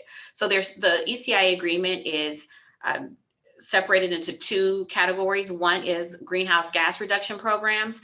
Over the 10-year period, it's $30 million was allocated for this. And in fiscal year 21-22, there's an allocation of almost $6 million. The programs that are funded there are proposed to be funded are a variety of transportation programs, helping with Yellow Brick Road, shuttle services, bike to work day, and supporting staff costs. We also fund the climate action plan work, urban forestry, and a variety of energy efficiency programs. Next slide. The other category is community programs. $50 million was allocated, and for next fiscal year, about $4.5 million is allocated for that year, and included in that is funding for Richmond Promise, the competitive grant program, job training and readiness, variety of public safety programs, and free internet. Next slide. So accomplishments as it relates to the grant program. Once again, Shanae Johnson, Patrick Seals, amazing for managing this grant program and for their dedication to the community and the work. But for the ECIA grant program, there's $6 million that's allocated for this program over the 10-year period. And on average, we allocate about $600,000 to give out to community programs and nonprofits focused on community, youth, and youth sports. So last year, in the current year, we were able to fund 24 organizations and gave out around $530,000. We started to really look at a grants management system, but we have more work to do. We were able to have the first year where applicants could submit grants online, but since fiscal year 16-17, proud to say that we have supported over 145 organizations and awarded over $3 million. Next slide. So in terms of opportunities, as stated with the Department of Children and Youth, grant management is time consuming, and we want to do a really great job. So we really want to conduct a solicitation for grants management to improve application, reporting and invoicing, and grant tracking and communication. We also would want to continue to enhance the capacity building and community engagement for our grantees. And then to do more work, want to increase staffing levels. As stated, we don't have an FTE dedicated to this work, and we are utilizing resources from other departments to help support this really amazing work. So with that, I thank you for your time, and I will turn it over to finance. Good evening, Mayor Butt. I'm Antonio Banuelos, Accounting Manager in the Finance Department. When people think of the Finance Department, they mainly think of a few of our functions such as budget or payroll or maybe even business license. This slide is a glimpse of some of the things we do. I'm not going to go through every single item, just highlight a couple of items. For example, in our purchasing division, it oversees the procurement process. Part of the procurement process is helping departments through the complete contract process, from developing and issuing requests for proposals or RFPs to creating the purchase orders needed to process payments when the service is actually done. Another example is with our treasury division. They handle cash management. This means that they do daily analysis of the city's cash in the various bank accounts. And they make sure the city always has sufficient cash in the particular bank accounts when checks are issued and wire transfers are processed, while at the same time making sure that when the cash is not needed, it is an account where some interest can be earned. Some of our accomplishments, not going to go through every single one. In reference to the bond rating one though, this past December, S&P Global upgraded the city of Richmond's ratings 3 notches to AA-. That was from previously of being A-. This rating increase was based on restored budgetary performance and the stronger economy. These past few years, the city has been able to both increase reserves and reduce negative cash balances. Some opportunities and challenges. We, of course, have many challenges and opportunities. One of them that we're currently working on, of course, is adopting a balanced budget. That's right in center right now. We want to work towards budgeting for other post-employment benefits, otherwise known as OPEB, funded liability. These benefits principally involve benefits such as healthcare. As we've done in previous year, we're always looking for new revenue opportunities. We're looking towards increasing cash reserves, looking to pay down the remaining negative cash balances. We're always looking at our financial policy and seeing when and where they can be improved by focusing on best practices. And with that, I turn it over to Human Resources.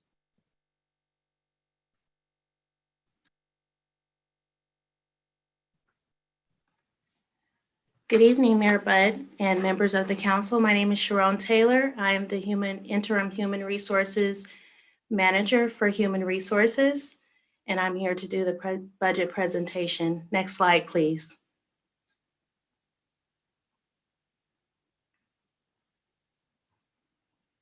So the services that we offer is that we partner with city departments to meet and address their employment and employee needs. We do recruitments.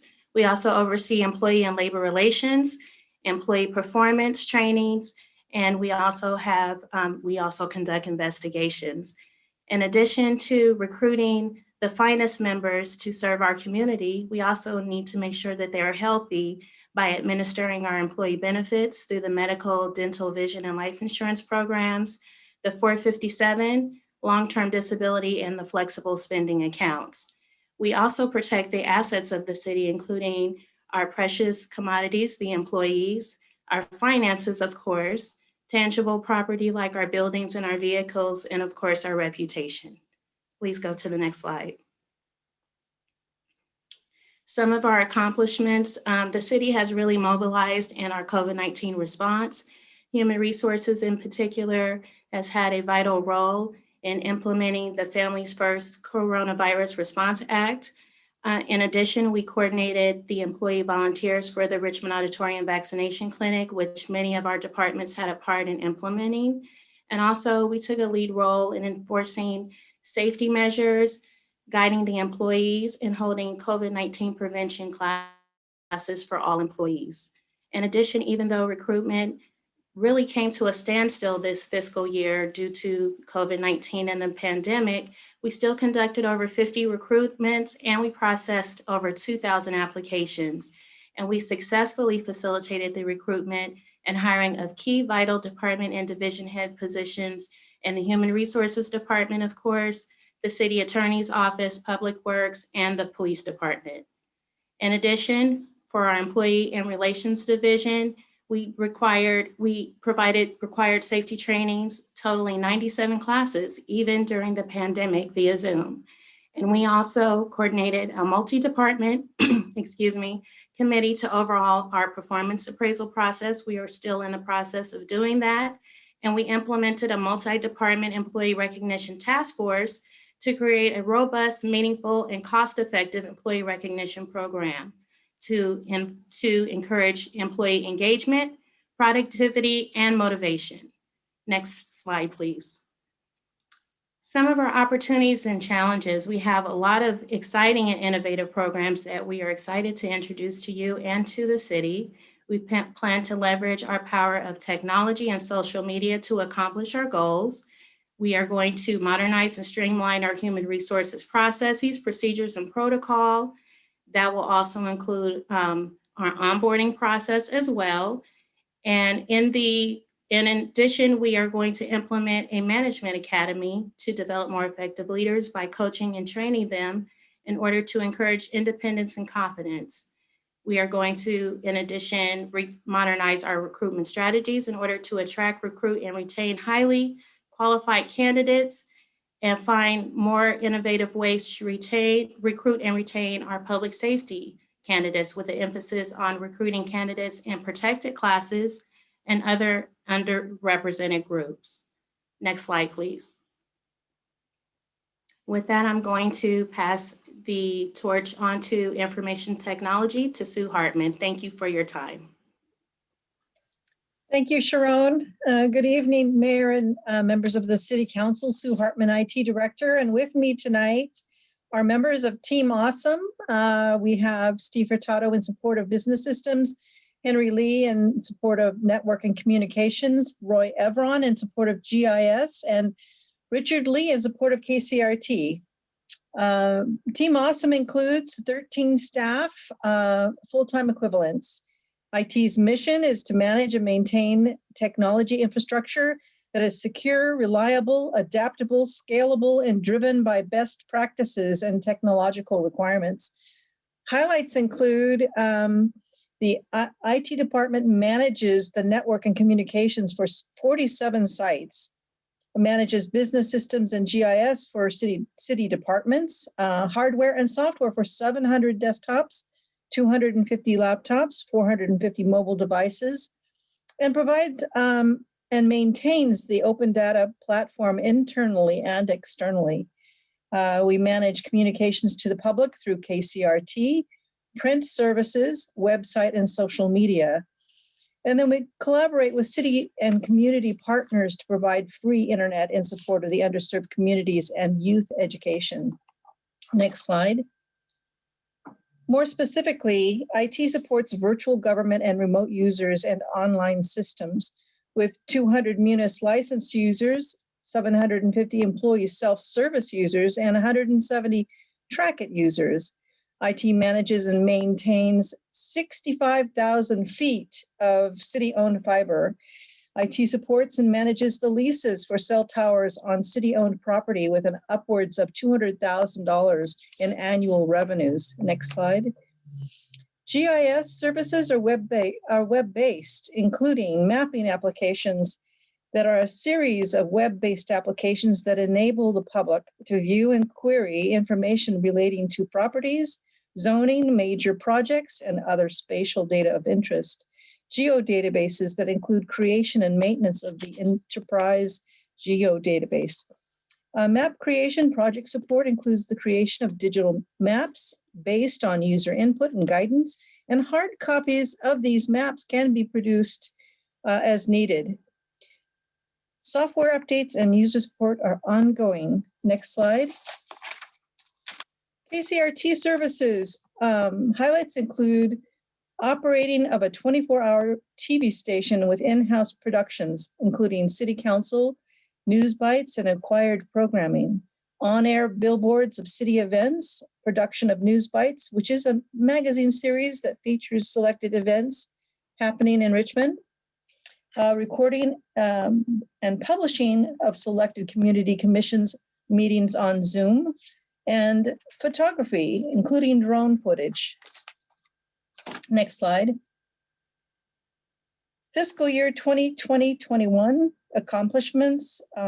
IT replaced critical network servers and critical aging security cameras in City Hall and council chambers, replaced phase 1 of the network infrastructure for citywide network and communication equipment, enhanced open data systems for government transparency, developed departmental GIS applications for capital improvement and major development projects, and expanded city Wi-Fi in city facilities. Next slide. More specifically, additional accomplishments include continued support of remote meetings and webinar services, continued communications and social media as it relates to providing COVID-19 information, and access to online systems.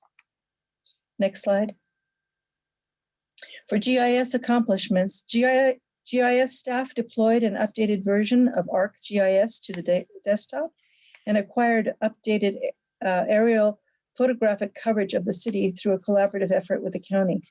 Next slide. For opportunities and goals, IT continues to perform maintenance and replacement for critical systems. IT develops departmental GIS web mapping applications, upgrades ERP systems to satisfy additional reporting functionality and meet regulatory requirements. We are enhancing and upgrading sound equipment and high definition video, expanding open data systems for government transparency, expanding community Wi-Fi in collaboration with the West Contra Costa Unified School District and the ECIA grant. Additional resources are needed to enhance and manage the city's transparent Richmond open data system. Next slide, please. An upgrade to the Munis ERP system to the new version 2019.1 version 12. Testing is currently happening this fiscal year with plans to go live next fiscal year. New functionality for city staff will increase efficiency. IT is currently implementing and replacing network and desktop equipment with 300 desktops this fiscal year and the remaining 400 next fiscal year. IT is currently implementing and replacing network and desktop equipment. Oh, I read that already. KCRT is upgrading the tightrope playback system this fiscal year and completing the remaining broadcast upgrade next fiscal year that will allow for higher quality broadcast and keep us up to date with the latest software. And finally, our priorities continue to be management and upgrading of current systems and equipment replacement, continued support of virtual government and remote users, and customer services as we focus on results. And thank you very much. I'm going to turn this over to the Office of Neighborhood Safety. Thank you.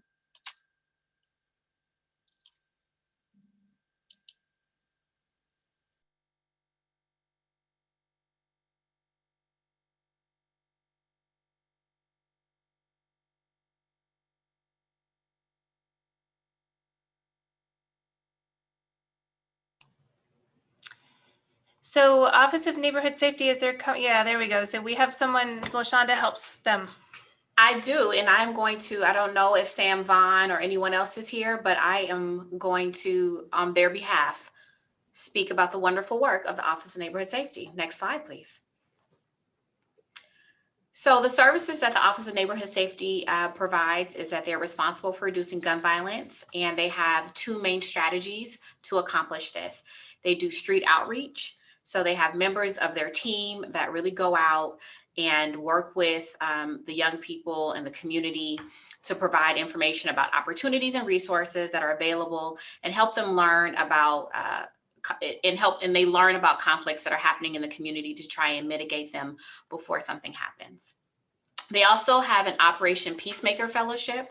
So they have a number of peacemakers that come into the Office of Neighborhood Safety, and they're able to be mentored, and they are learning about the impacts of retaliatory gun violence. They also are provided with life skills, supportive services, travel opportunities, internships, subsidized employment, and then they have a network of individuals called elders that really surround them and help them to be their best selves.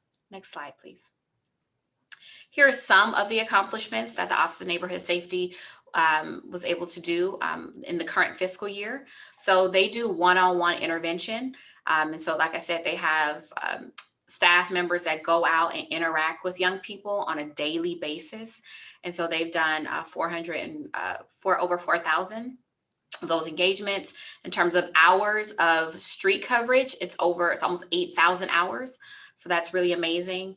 In terms of social service navigational support, they've made over 200 contacts. In terms of community conflict mediation, 88. And in terms of intervention, where they have been able to intervene in terms of stopping gun violence, that's 27. They secured over $800,000 in grant funding to leverage the funding that the city general fund provides them to run their program. Next slide. In terms of opportunities and challenges, opportunity, I'm going to really read this, but it's to be ground level as one of the first agencies of its kind in the country. And so we're really proud of that for the Office of Neighborhood Safety. Since then, there are many Office of Violence Preventions that have popped up all across the country, but we are a model here in the city of Richmond. But what is really wonderful is that the Office of Neighborhood Safety here wants to treat gun violence as a public health crisis. So it's a way in which we look at the work that we are doing and see it as a symptom of a larger societal issue of poverty due to systematic inequities. And this is, as Ms. Trina was talking about, part of our racial equity work. This really fits in to all of that. And I really like this, that this allows us to humanize those who have been demonized their entire existence. So it really changes the framework and the lens by which we look at not only the work that Office of Neighborhood Safety is doing, but the individuals that the Office of Neighborhood Safety is supporting.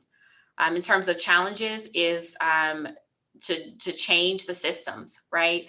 To change the way that the systems that we operate in, whether they're local, federal, state level, is to change the way that we treat, view, engage, and serve those that we have demonized in the past. And please go to the Office of Neighborhood Safety's website.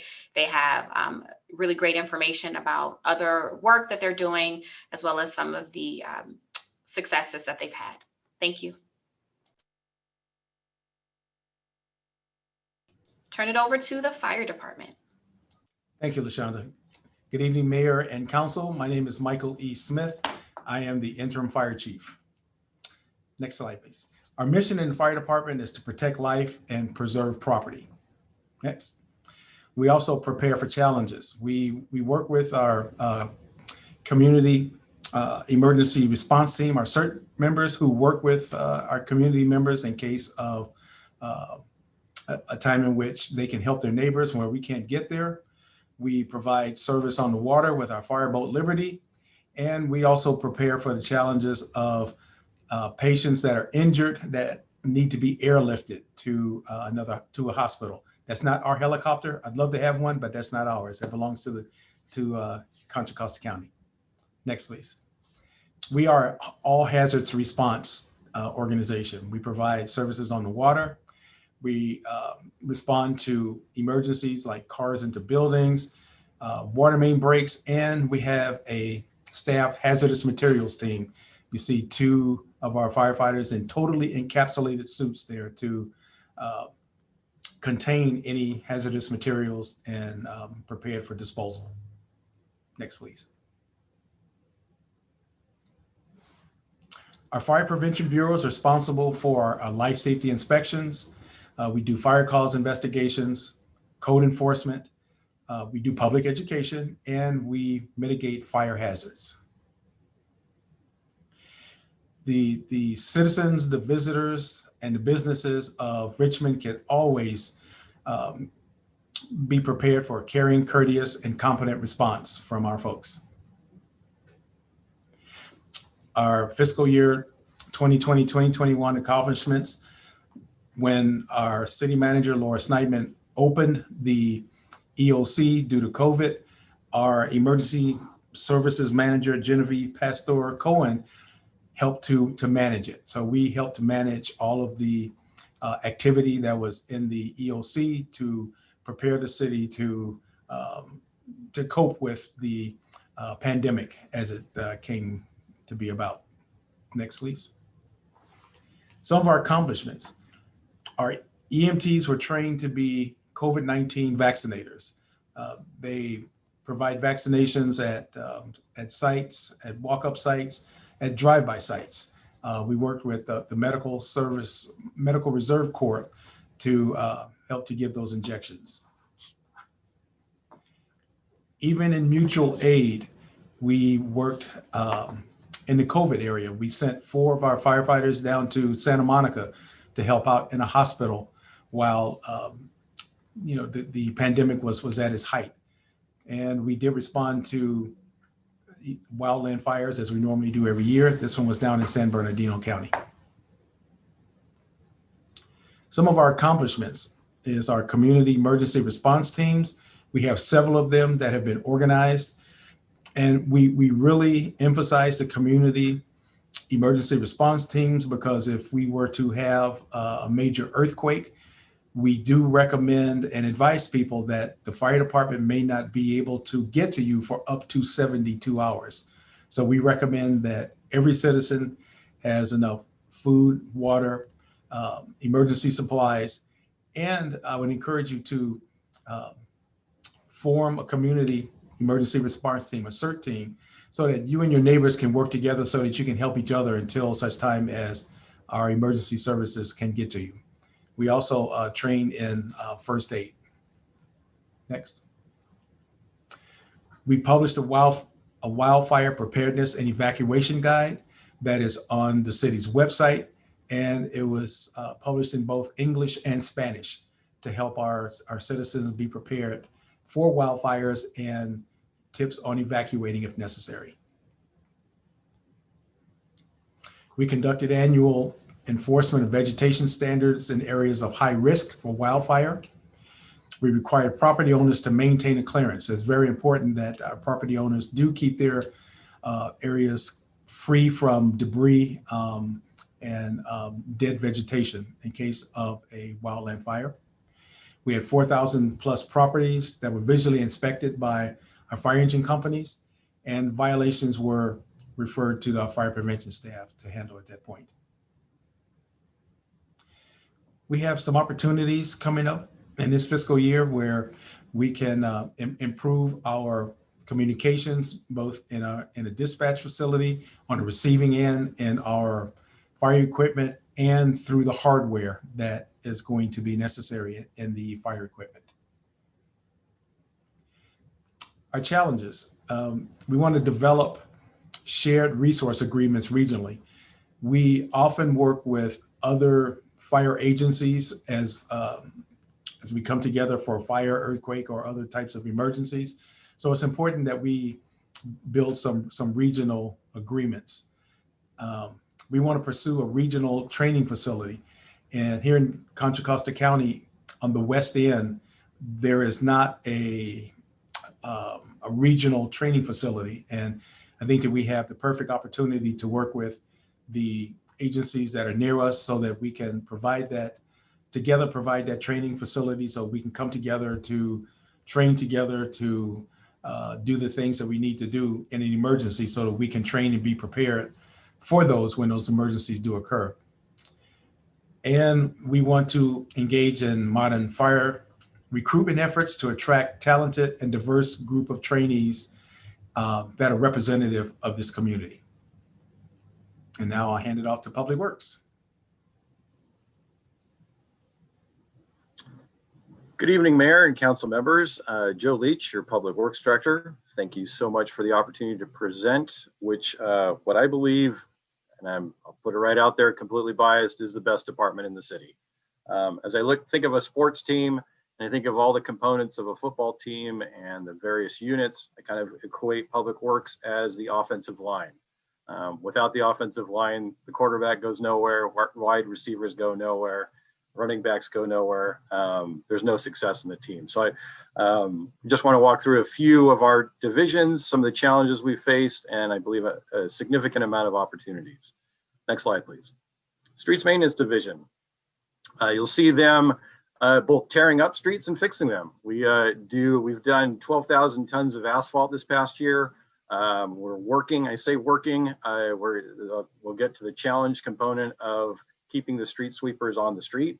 But we go out and we do all the lines in the streets, replace street signs, maintain streets, do our best to do the worst of the worst in the town with 2 inches of grind and then fill it with new asphalt. Next slide, please. Some of the challenges and opportunities, we have a spectacular staff in the street division. 21 folks that love what they do between street sweeping and maintaining signs and lines and paving. We are seeking additional staff to help keep up with the ongoing regulations for reflectivity in those signs. And to the point of the equipment, we currently have, we really need 3 street sweepers operating continuously, 1 for paving and 2 for citywide. Currently we have some in the shop and really 1 that's due to be replaced and scheduled to be delivered this June. Vehicles, we're constantly looking to replace them, but we're finding that some of the fleet that we have just within our streets division are over 100,000 miles and over 20 years old. And as you can imagine, incurring more repairs. Next slide, please. Building Maintenance Division. Services here include carpenters and painters. We call them station engineers, where they maintain the HVAC systems, which is heating, ventilation, and air conditioning. Utility services, which is building maintenance, and then electrical services, which is both for buildings and streetlights and signals. Quite a few accomplishments this year, maintaining the 50 occupied and aging structures. An amazing, again, 26 dedicated, long tenured staff. And they've been the frontline workers on keeping both city staff and the public do come into city facilities on appointment basis, the facility sanitized and conforming to COVID standards. Next slide, please.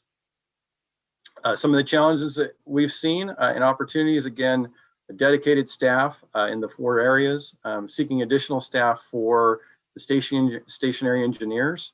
And some of the things that we're realizing that we're needing to kind of go through the process of assessing all of our facilities and have kind of a centralized system, as some of the other departments had mentioned, to keep track of life cycle costs of the repairs that we make, so that we can move from reactive to preventative maintenance. And in conjunction with that, developing a facility condition assessment, so that we are making sure that we're maintaining our facilities in a healthy condition. Next slide, please. Engineering Capital Improvement Program. What we do here in engineering is development review in conjunction with the Community Development Department. We secure funding for capital improvements, develop and deliver projects for a variety of stakeholders. We've got the sidewalk rehabilitation program and field traffic safety improvements, not only that are generated by the public, but other departments. Some of the significant accomplishments this year have been the Goodrick Avenue Bay Trail gap closure. Try saying that once slowly. Cutting Boulevard crossing improvements and the 23rd Street traffic signal interconnect. Next slide, please.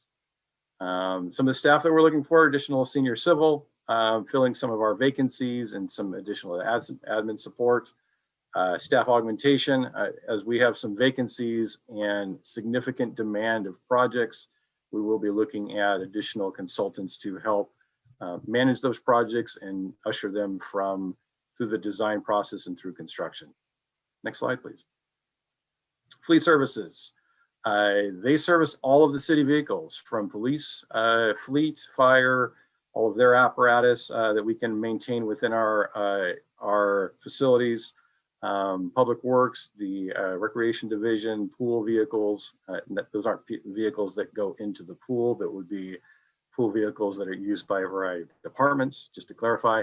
They also process budgeting, procurement of new and replacement vehicles.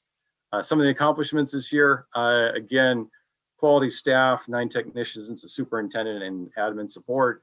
nearly 900 work orders completed, and 34 vehicles acquired for replacement. Next slide, please. Some of the challenges that we're looking for, again, for additional staff to kind of continue the operational endeavors that we're looking for.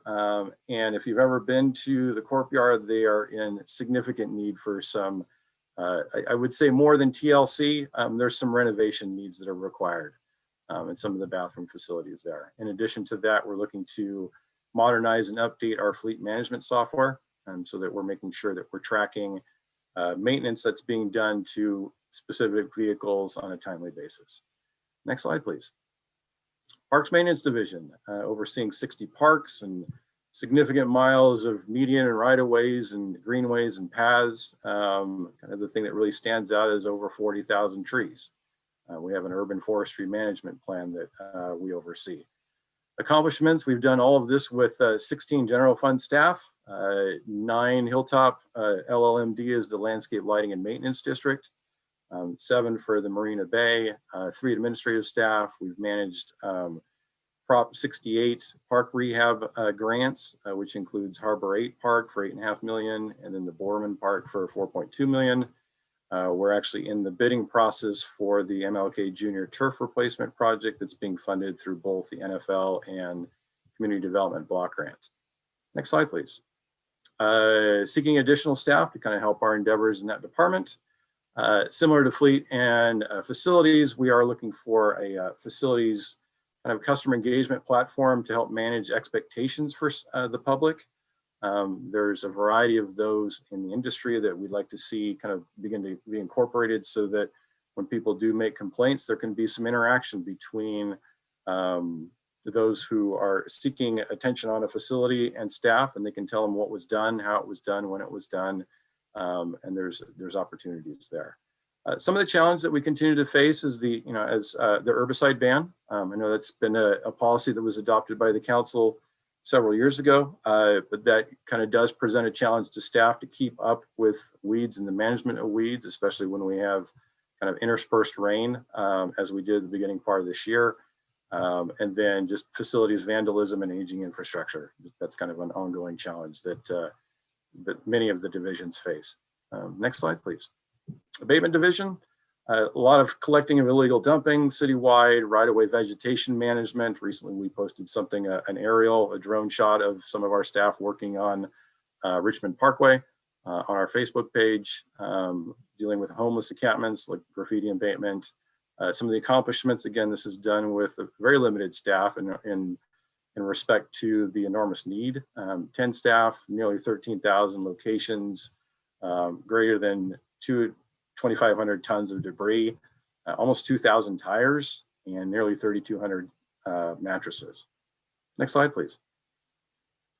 Seeking two additional staff in this particular division to kind of, again, help additional community cleanup days. And also, again, looking to creative ways to help monitor the hotspots within the town. I think a combination between community engagement, potentially with the neighborhood councils, as well as potentially with some digital monitoring devices that can kind of help provide evidence for code enforcement and law enforcement services. Next slide, please. Water Resources Recovery Division. So this is dealing with the wastewater treatment facility and the collections division, as well as with sewer lateral compliance and grants, as well as source control related to stormwater management. Next slide, please. And the capital improvement program and the water resources, some of the service they provide is, really protecting public health, transforming wastewater and methane gas into resources, complying with Baykeeper and the settlement agreement and water board regulations, and as I had mentioned, the lateral replacement grants. Some of the significant accomplishments, the McDonald, Virginia sewer project, that was 14,000 feet of pipe replacement. First and Bissell sewer project, again, that was close to 1,200 feet of pipe replacement. We've SSO is sanitary sewer overflow. We've had less than the requirement. According to our agreement with Baykeeper, the maximum we can have per year is 24. This past year we had 9. So making significant progress in that arena. We did secure a $50 million state loan to develop a significant project, the wastewater treatment facility. for which we are hope to schedule a groundbreaking for that in the next couple of weeks. More information coming on that. We did also award 84 grants for close to $151,000 for lateral replacements. Next slide, please. Again, source control and environmental compliance. This division looks at administering the fats, oil, and grease program. Those who are close to the program affectionately call it FOG. Numerous inspections and grease interceptors for food service establishments, accomplishments, secured trash. We secured and installed a trash capture device in partnership with Caltrans. There's a $1.7 million grant and a project, and we're also in the process of securing additional funding with Caltrans for yet a fourth device that will be coming soon. Next slide, please.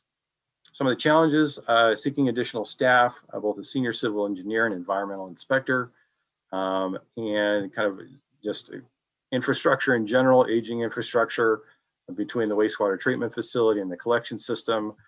There's going to be millions of dollars of rehab needed over the next 5 to 10 years in both the pipeline and pump replacement, and similar types of repairs are going to be needed at the wastewater treatment facility.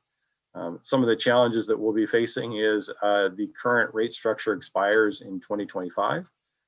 So that'll be something that we'll be embarking on with the council and the public in the not too distant future. Next slide, please. Thank you very much. And with that, a subtle note.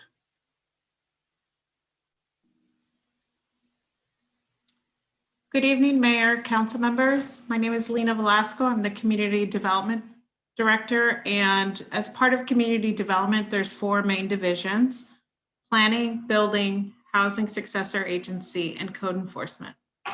So the planning division plays a central role in guiding the growth of development of our city, particularly by enforcing the general plan vision. Some of the general services we provide is we assist the public with information regarding their property and the regulations that apply to that property, specifically around land use as well as development standards.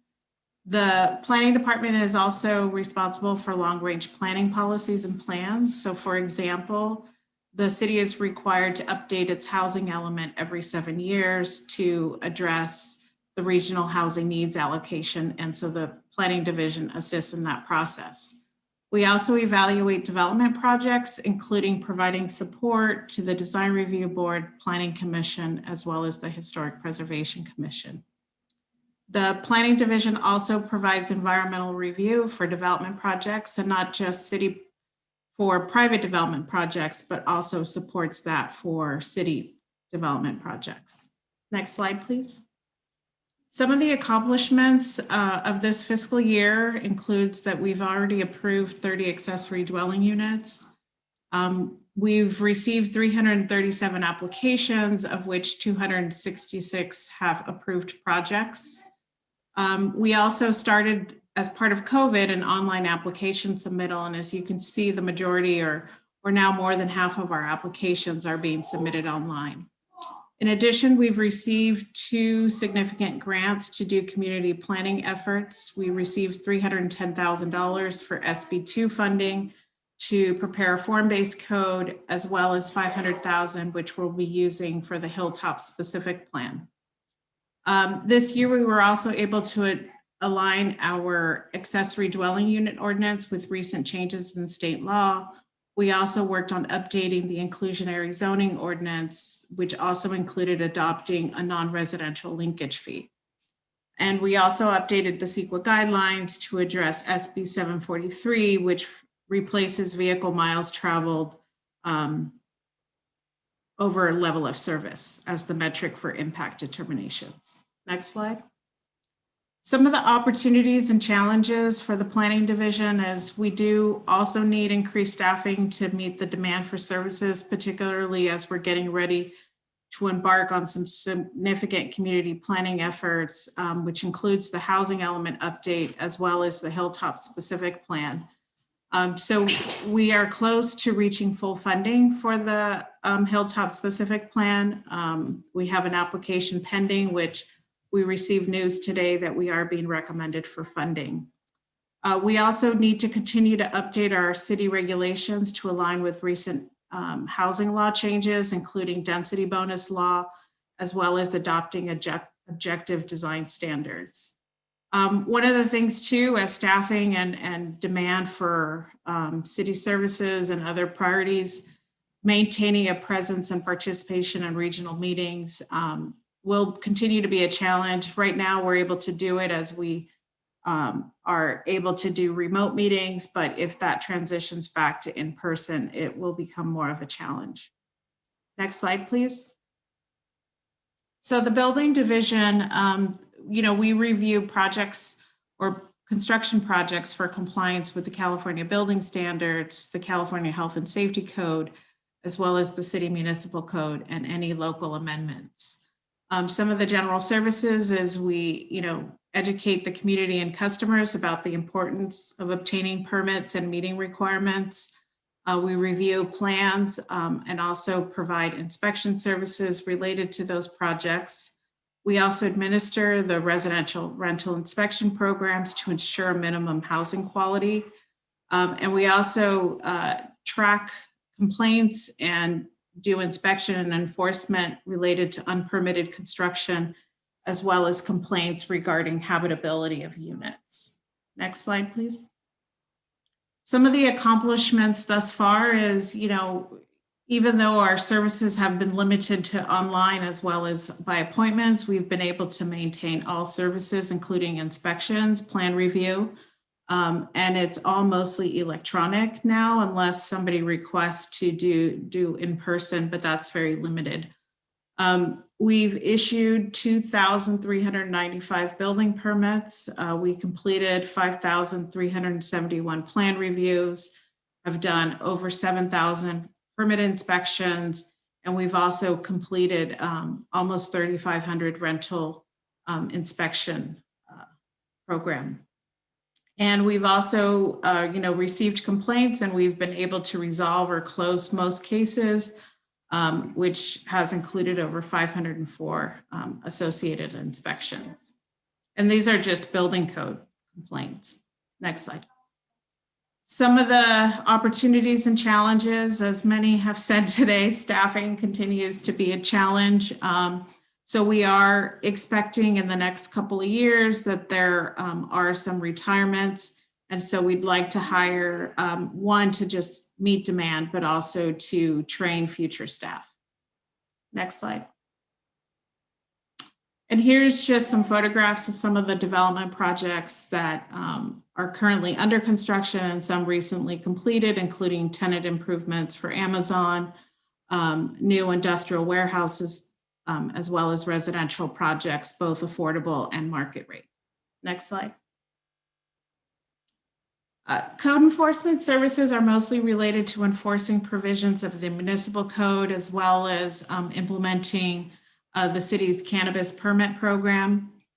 So some of the accomplishments thus far have been that we did adopt a cost recovery ordinance for nuisance activities to assist in recovering costs associated with code enforcement actions.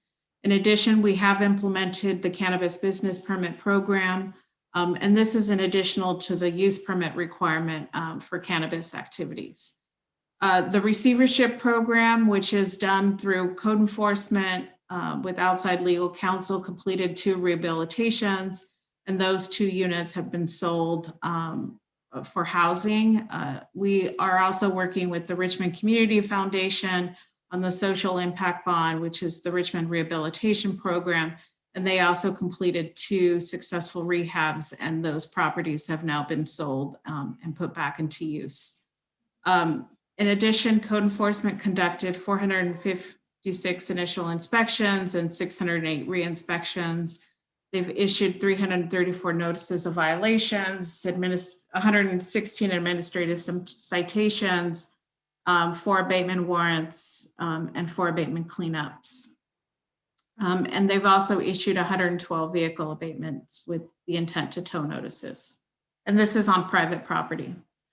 So here's an example of a cannabis business permit, which we are now issuing. They're renewed on an annual basis to ensure compliance with adopted conditions for their use permit, as well as municipal code and state law requirements. Next slide. And here's just a couple of photographs of some of the rehabilitations that have been done through the receivership program, as well as the housing renovation program. And in some cases, the buildings are dilapidated enough, you know, they've been subject to a fire, and there may be a full rebuild. And in some cases, it's just a rehabilitation. Next slide. Some of the opportunities and challenges is that, you know, we want to continue to do proactive enforcement by providing information regarding city regulations, as well as creating a digital footprint and providing more information accessible to the public. We also are in need of additional resources for community and environmental justice education for both residents, businesses, and community stakeholders around code enforcement. And this would be used to help develop a code enforcement academy for community stewards. We would also need additional resources to maybe develop specialty teams within code enforcement that would deal with rental inspections, cannabis, vacant properties, property maintenance, as well as community education. And we also, you know, need additional staff to better improve our response time to complaints, as well as to obtain compliance. The city is very large, and its boundaries are wide and spread out. And so sometimes, you know, we need additional support to just be able to keep up with the amount of complaints. Next slide. So the other division is housing/successor agency. And so the housing division manages a loan portfolio program. So these are mostly loans that were issued by the city as part of the redevelopment agency, but also includes loan portfolios related to our home improvement loan program, where we provide low interest loans for income qualifying households, mostly seniors, to maintain or rehabilitate their property. In addition, the successor agency continues to complete projects that are recognized obligations, specifically Miraflores, Metro Walk Phase 2 are the two remaining projects. Next slide. Some of the accomplishments for this fiscal year is that we had the successful bond closing where we were able to refund 2 bond issues. We terminated a swap and also smoothed out the future debt service payments. And this was done for, you know, in collaboration with the finance department. And so this bond closing resulted in an increased revenue for the general fund. We've also processed a 40% increase in sale and refinances related to the Marina Shores deed of trust. And so that's been able to generate additional funding payments to the successor agency. We also were able to obtain a $260,000 grant from Contra Costa County to help support transitioning vehicle dwellers to more stable housing, mostly related to Ride and Road, as well as Castro Hensley. And we've also been working very closely with the Richmond Rapid Response Fund, also known as R3F, to help establish a rent assistance program in collaboration with other community partners. Next slide. Some of the opportunities and challenges is that, you know, we do want to streamline our intake and system of processing subordinations for the Marina Shores deed of trust. We're continuing to provide support for the Richmond Housing Authority in the NEPA reviews related to the repositioning of its assets.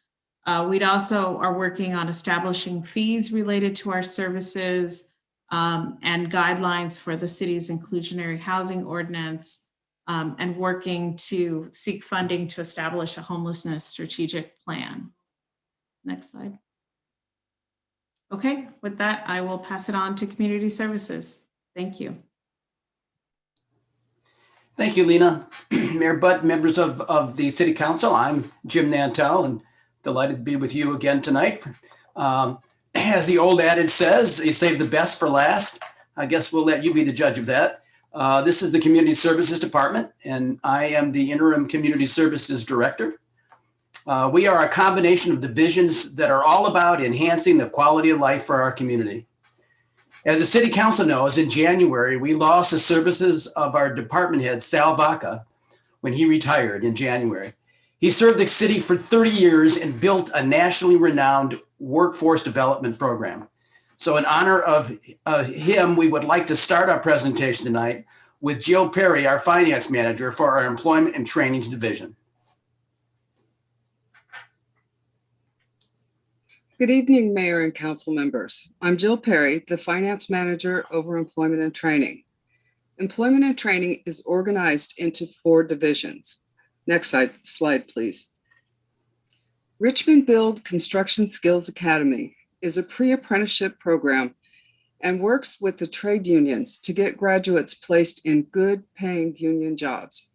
Richmond Build also operates the Youth Build program, an intensive 9-month job training program, which has a charter school on site and provides students with both a high school diploma and construction skills training.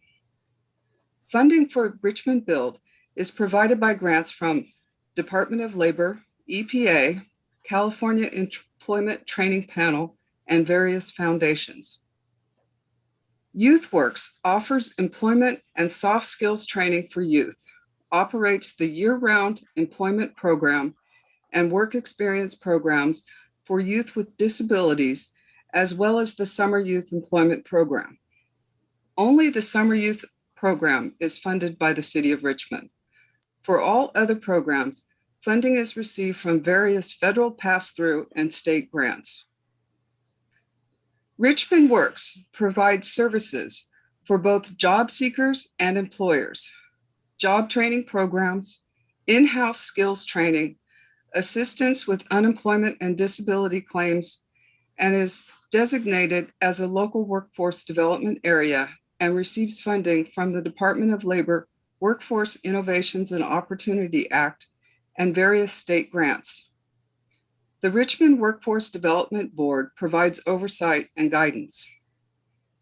Contract compliance is a program operated on behalf of the city and oversees the Business Opportunity Ordinance, first source agreements for construction and non-construction, the minimum wage ordinance, and local employment program.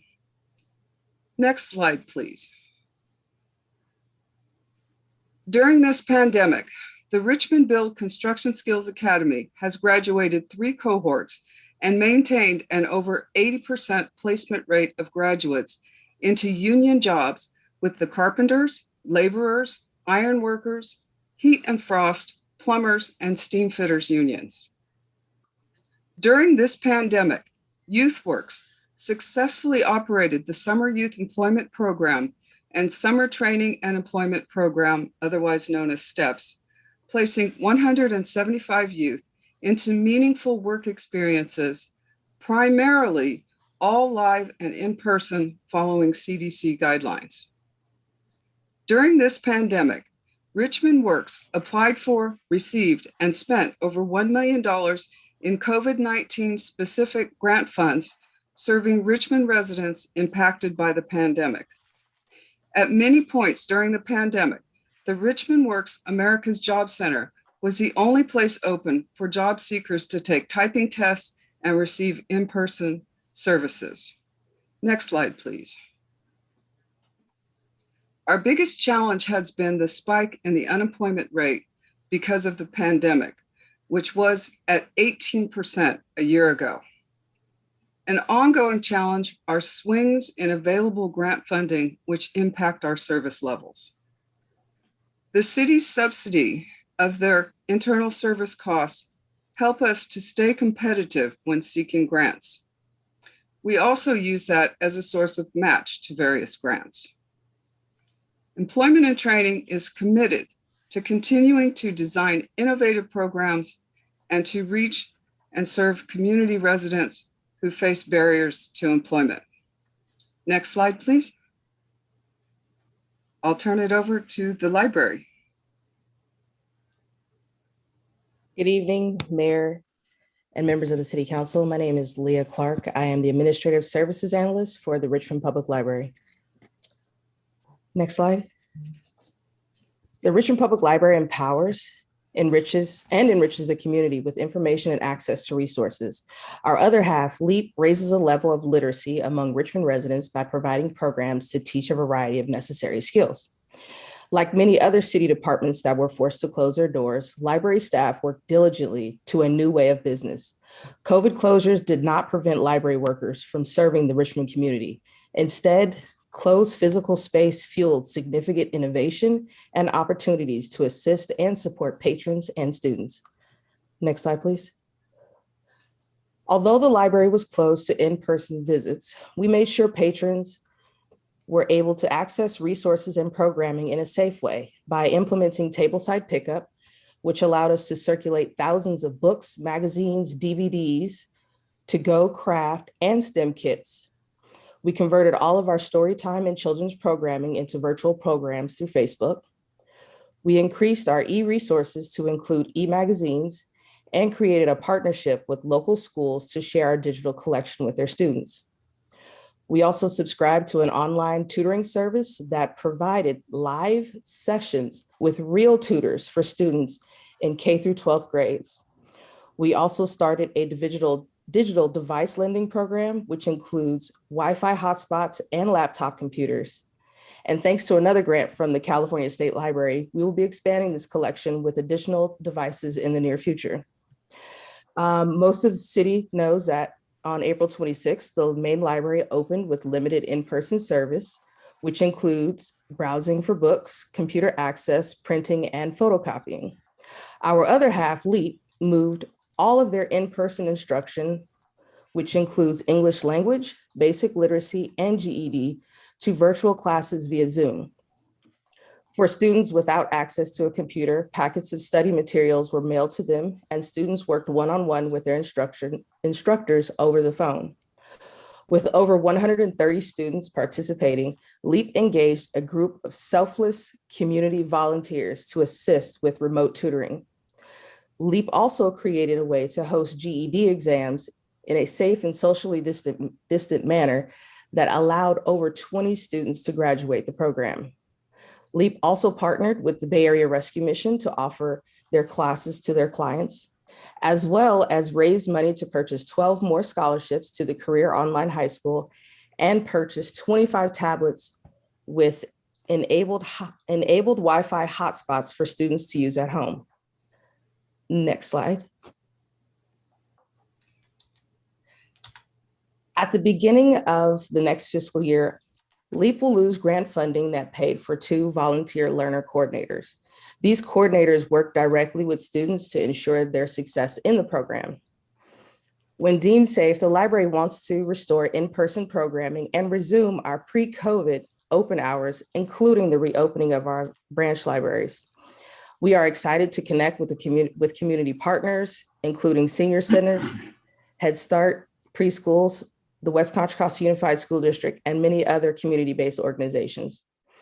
But due to our 70-year-old and significantly aging building that is also in desperate need of updating and modernizing, and our 27-year-old bookmobile that is in need of replacing, we are limited with the amount of programming we can offer to our community.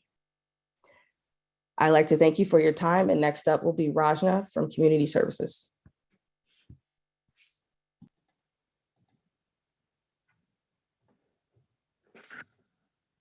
Good evening, Honorable Mayor and the City Council members. My name is Ranjana Maharaj. I'm the Community Services Administrative Manager for the Community Services Recreation Division. Our division consists of 3 main focus areas, which is recreation programming, neighborhood and volunteer services, administration, finance, and grants. I would like to begin with our youth activity services. This is one of the biggest area of programming that we do. Under the youth services, we have out of school time activities, summer camps, after-school programs, special events for children, and other activities that is available for them. We also have special needs and senior programs under the special needs program, which is the Developing Personal Resources Center. We provide life skills programs, excursions, arts and crafts, cooking, and other programs that's available. As for the seniors, we have two senior centers, and we provide many programs for our seniors, including health fairs, special events, and senior nutrition. Under the adult sports and aquatic programs, we provide Zumba, tennis, soccer, co-ed softball, basketball, and many other programs. Swimming lessons and water exercise programs are available for all age groups. And as you may be aware, last week on May 3rd, we opened both pools, and we are running lap swimming programs at the moment.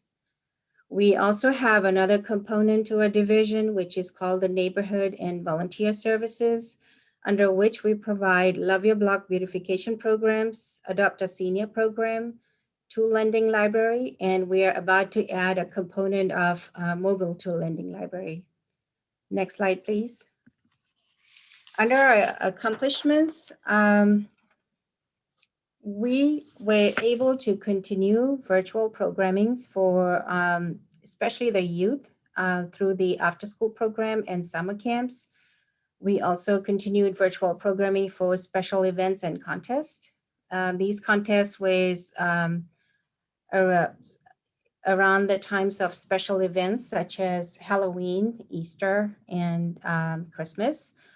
We also continued virtual program for special needs clients and senior programs. We worked with our Zumba instructor to provide Zumba virtual program and youth sports. Throughout last year, we were able to continue to provide in-person programs, which was the after-school program, summer camp programs, and youth sports. It was very interesting to see how our staff had to learn how to not only attend Zoom meetings, but to also know how to provide Zoom programming. So it was a little bit of learning curve, but they were able to successfully provide the programs that our community deserved. Under the Love Your Block programs, our staff were able to channel some mini grants and provided some opportunities for our nonprofit and organizations to receive the grant funds and be able to work on some beautification projects, and one of which was the Parchester Community Center. Near the Parchester Community Center, they were able to paint 7 panels with the use of volunteers and just 1 staff member. Next slide, please. Opportunities and challenges. We would like to reinstate our in-person recreation programs for all age groups. We have just 2 sites operating in person at the moment, but eventually when restrictions lift, which is moving in the right direction, we would like to bring back all programs. We would like to reinstate our tool lending library services to full capacity. We do have a lot of demand for that. A lot of calls are coming through for that. Also, the neighborhood beautification projects, I know there is a great demand for that. A lot of volunteers come through our volunteer program, and they're able to work on beautification projects. And we would also like to reinstate special events. Some of the major special events are Snowball, Black History Program, Chinese New Year, to name a few. And we would also like to ask for additional funding to rehire some of the part-timers that we lost due to our budget reductions last year. Our division ended up giving up over $1 million during the budget process.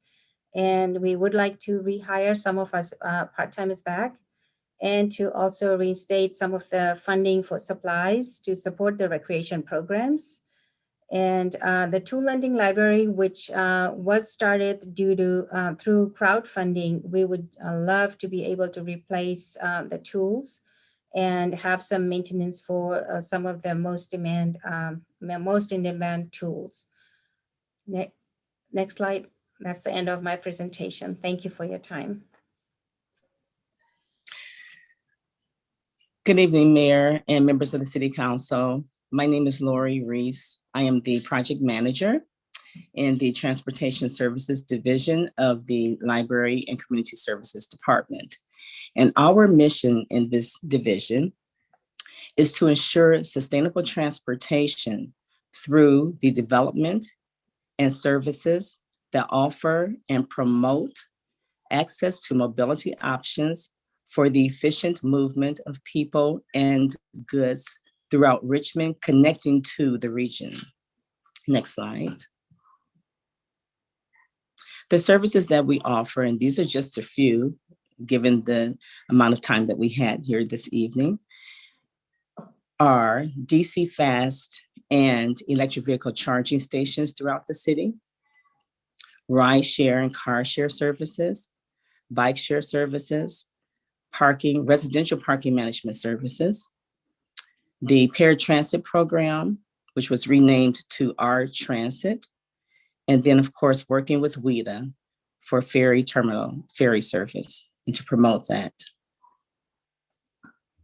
Our accomplishments in the 2021 fiscal year have been to reduce greenhouse gas emissions, and we've accomplished this in the past 24 months by reducing these emissions by 15%, according to a recent study that was produced by MTC and the Air District. We launched a citywide car share ride share program, which is forthcoming actually, to be forthcoming as early as this summer. We have just received a $1 million grant to launch this service. I'm very proud to say that this has been a long time coming. We implemented the first ever citywide residential parking permit program. We recently received over $1 million in grant funds for a low emission city ride share shuttle. This should be forthcoming as well in the very near future, sometime in the summer of 2021. And we received grant funding from MTC to install a citywide bike share system with over 144 bikes that will be stationed throughout the city in some of the most remote areas of the city and hard to reach areas of the city. We formed partnerships with private businesses to include Lyft, to improve mobility options for seniors and disabled persons. And while I'm still on this slide, I want to mention that other cities throughout the California, state of California have contacted us wanting to know how we've done this, because this program has been really successful in really helping our seniors or mobilizing our seniors and our disabled persons. Next slide, please. Some of the opportunities and the challenges that we have faced, as mentioned here tonight by other department personnel, is that we've done all of these things with limited staff. In fact, we've done things that maybe a department of maybe more than 15 people could accomplish. And this could not have been accomplished without the hard work of some of our staff like Danae Evans, Mary Cummins, Don Doe, Maria Contreras, Joanne Frago. Those are the ones who really supported, working tirelessly, days and nights, and on weekend hours. They really don't look at it as a job, but they look at it as something that they like to do because they really want to serve the community. They believe in the community, but they believe in the businesses in the community and the employees in this throughout the city of Richmond. And the whole focus is to invest.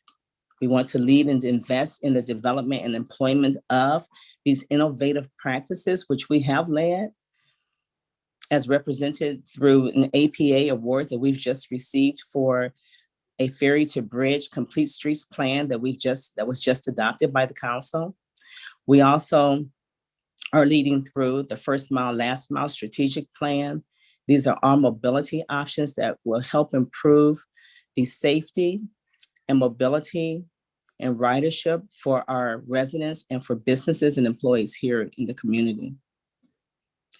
We've also aligned and strengthened coordination across modes, stakeholders, jurisdictions, and institutions. And this is big when we think about the regional efforts and the regional partnerships that we have with AC Transit, we have with BART, we have with WIDA, we have with WIGTAC and other institutions and community organizations, community-based organizations that we've also partnered with who have helped us to accomplish these goals. And we've also shifted and we have aligned our strategies to best serve businesses and residents in this community to improve the efficient, effective, and accountable services that we feel will support this community for years to come. And with that being said, I would just want to thank the council, want to thank the mayor for all of the goals that they have helped us with in accomplishing this, all of the leadership that they have provided for us. Without this leadership, we could have never made this possible. I want to thank our city manager, and I particularly want to thank our new department head, who will only be with us for a short time, but it was a time that was worth it. And thank you so very much, Jim, for all of your hard work and all of the things that you've done to make these opportunities and the challenges that we face yet a success. That concludes my part.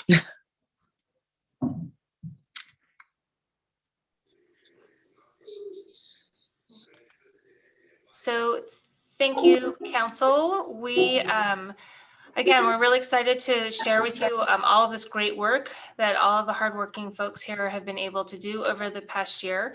And we are happy to take just general comments and questions. Are there any questions from council members? Councilmember Willis. Yes, I will try to be brief as possible and get all my questions out of one go.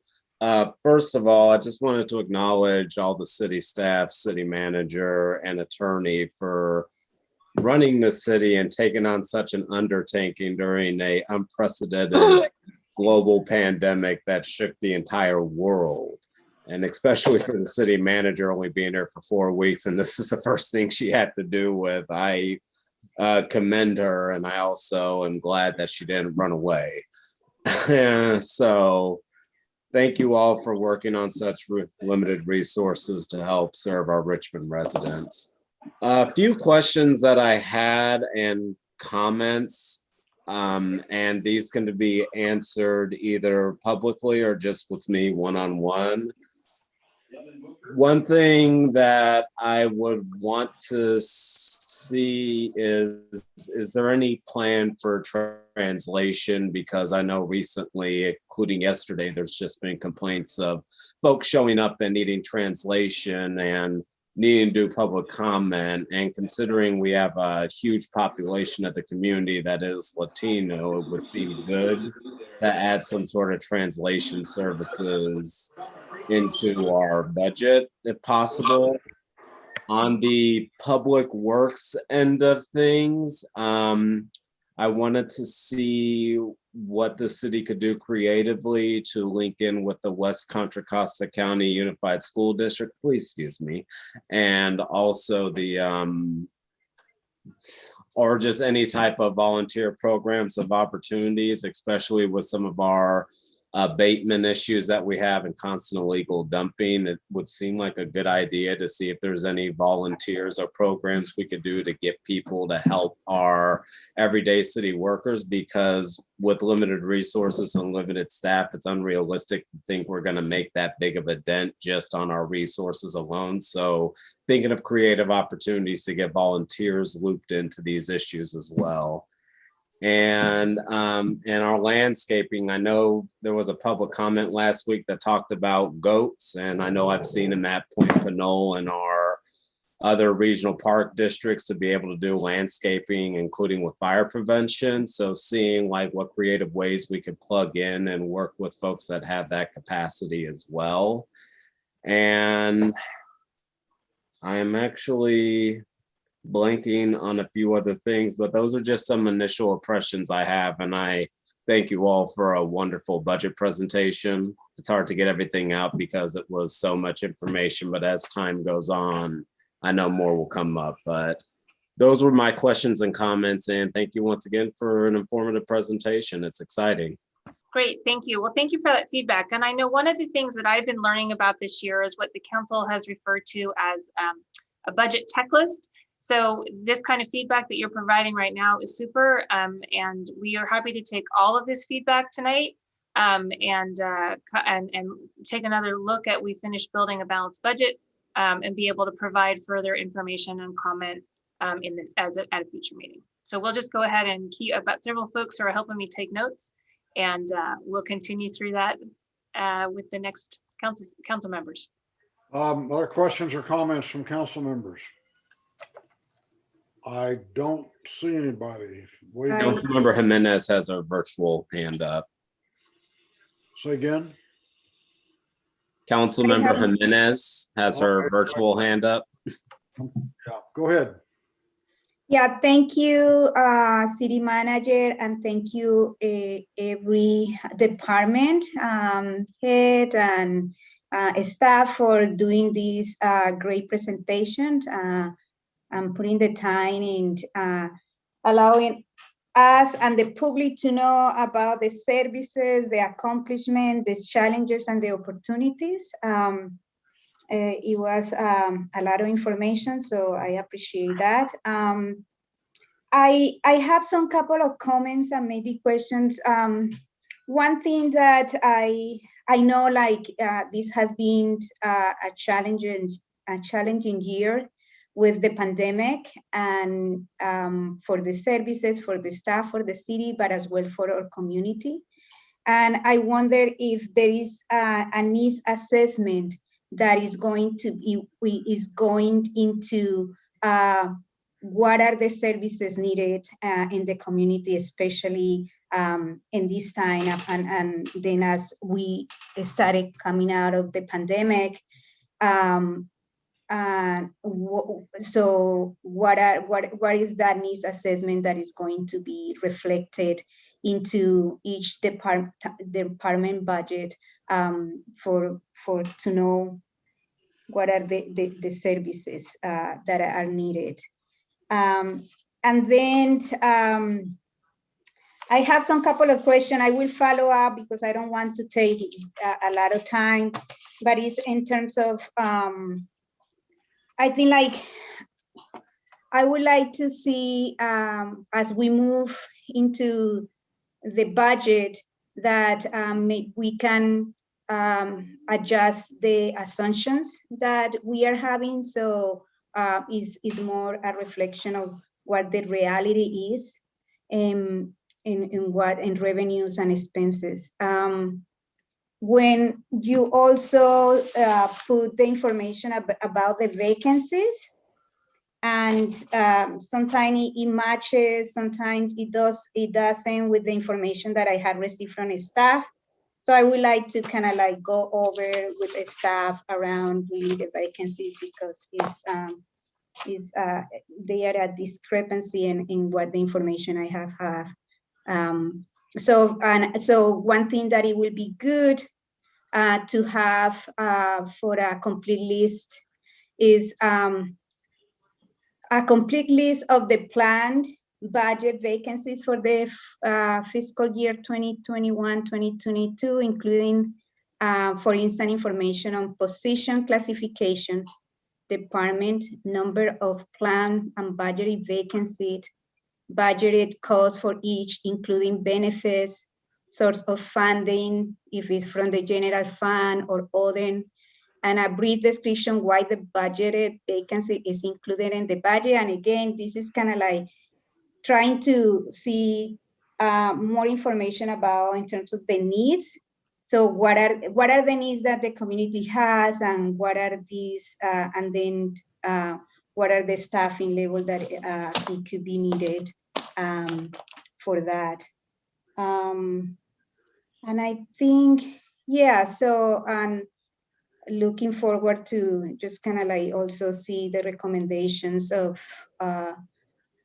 that the public task force, like the reimagining public task force, presented into the budget as well. And I think I am also looking forward to have the conversation about the ARPA funds. And again, thank you for the information. Other questions or comments? Gail? Councilmember McLaughlin?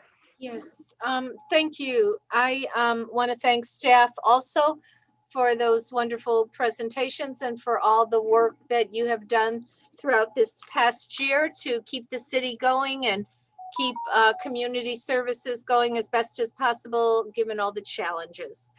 I provided a list to the city manager. I had a meeting with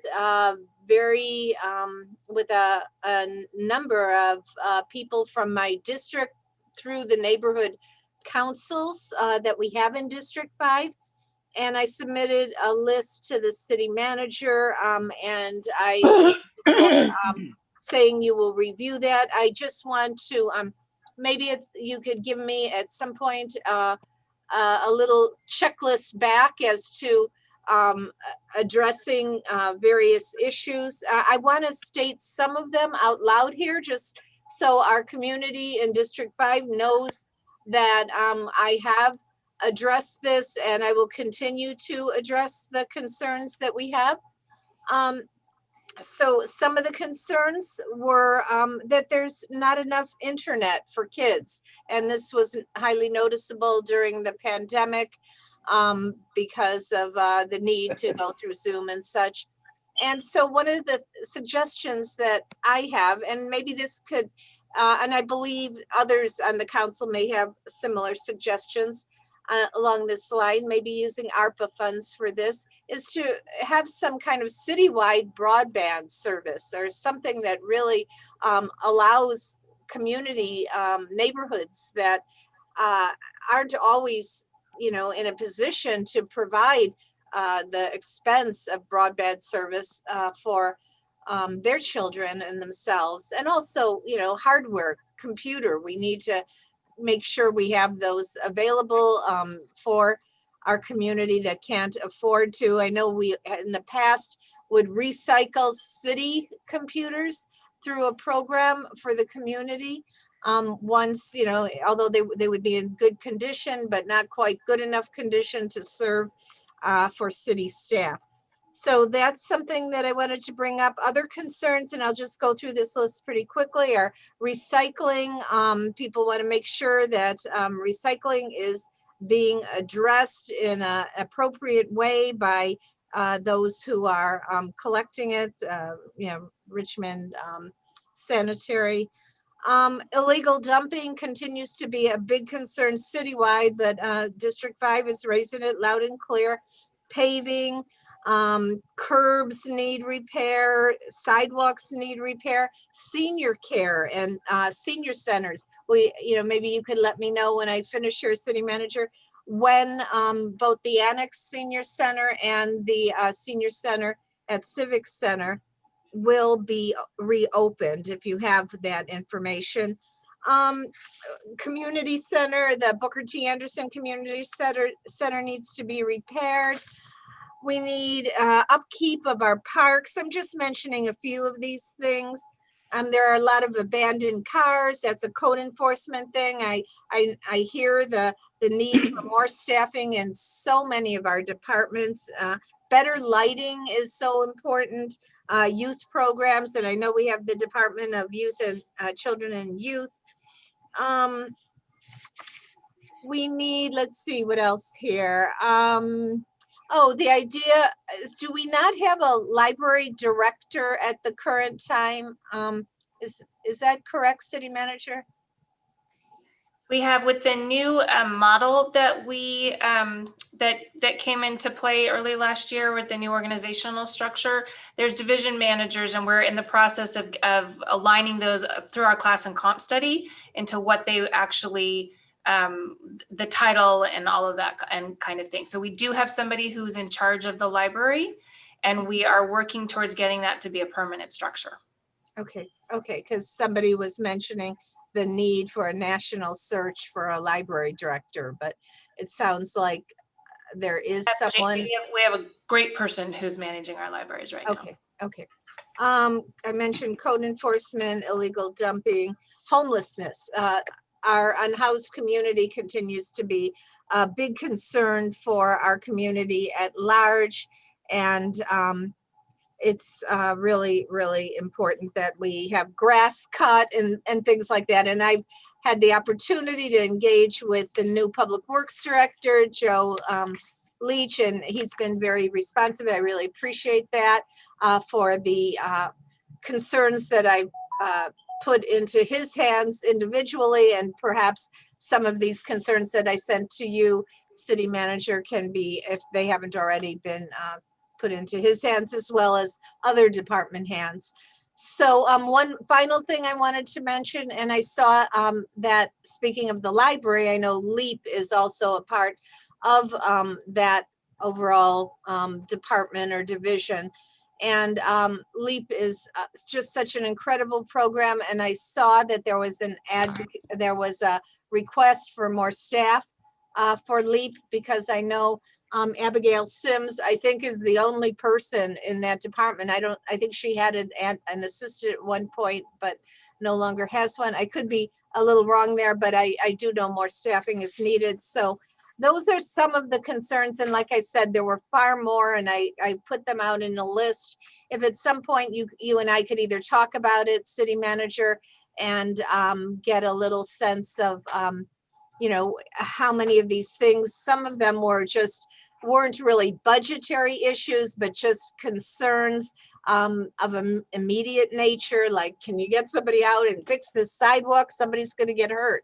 And I tried to pass them on to the Public Works Department right away, so that could be addressed.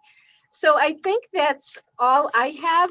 I do want to state that having information about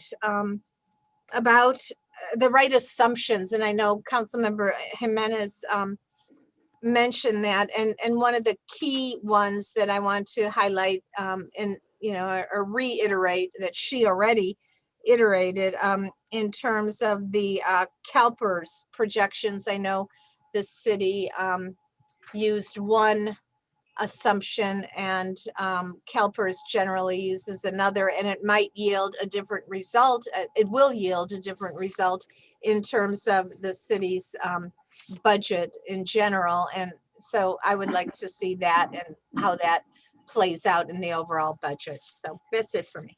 Great. Yeah, just two quick responses. The first one is that all of the information that we've been showing the past couple of weeks, including to council and public and that kind of thing, it does have the PERS assumptions in the long-term forecast is what you're talking about. And so that has already been updated a while ago.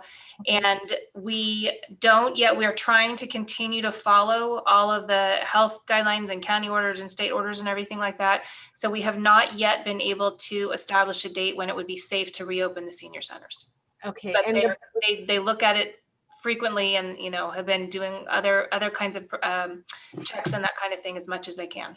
Okay, thank you so much. I know that's really, really important for our seniors who are so active in Richmond, and we want to keep them active, and they do so much great work. They're lobbying at the state level, even through Zoom and all that. So I'm the liaison to the Commission on Aging, and I just am very impressed with what they're doing. In terms of the pools, I think they are open now. Is that correct? The Richmond pool and the plunge with limited people in at one time? Yeah, we heard this evening a lap swim. Okay, great. Okay, thank you for the update from all the departments again, and City Manager for your oversight of all of this. And, I look forward to continuing this budgetary process as we go through the next several weeks. Anyone else? Vice Mayor Johnson. Yes, thank you, City Manager, as well as staff, for that presentation. And in addition, I know Councilmember Willis had mentioned the City Manager joining us at the beginning of the pandemic, but I also wanted to acknowledge the City Attorney as well as several of the other new faces that we saw tonight. welcome, welcome home to your new home. There's a number of things that I would like to talk with staff about in relation to in relation to some of the budget items that they brought up tonight. But for the sake of conversation tonight, I'll keep it very simple. The first piece that I'd like to mention is in infrastructure. I would like, hoping that once we get this infrastructure, the federal infrastructure bill approved and dispersed, that we could take advantage of some of the funding that's being proposed there, especially around smart city initiatives and improving the technology as well as the infrastructure of the city of Richmond. And then the second piece that I wanted to make mention of, I'm not sure, I guess we'll get an answer to the question as to when we'll be able to, if it's a possibility. But it was really good to hear that that a lot of the department heads are looking to bring back some of the part-time employees that we had to let go at the beginning of the pandemic. And as I mentioned, I'm going to be keeping my eyes and ears open for the next few budget meetings to see just how many people we are able to bring back, because once this global pandemic is over, we got to get people back to work. So just wanted to put that on your radar, in addition to a number of other things I'll be reaching out to you about. Councilor Martinez. Yeah, I was wondering whether or not you were going to ask for an extension of time. It's past 11 where you're at. Well, not it is where I am, but not where you are. So go ahead. Okay, yeah. So something that Councilmember Willis brought up the last time we met was setting up a task force for abatement I've talked to several residents who are really concerned about trash in the streets and the need for abatement, and they were wanting to have the city create a task force, kind of like we did for homelessness, but for abatement, so that they can work with the city in terms of cleaning up the streets. So I think that might be something that we'd want to do to help residents work with abatement in making sure that things are taken care of. But we do have a lot of needs, and I'm very happy to hear that staff is working overtime and working smartly to get a lot done. And in fact, getting more done than an ordinary person would normally do. So let's keep on it. I know it's late for the mayor, so I won't go on, but let's get the evening done. Okay, anyone else?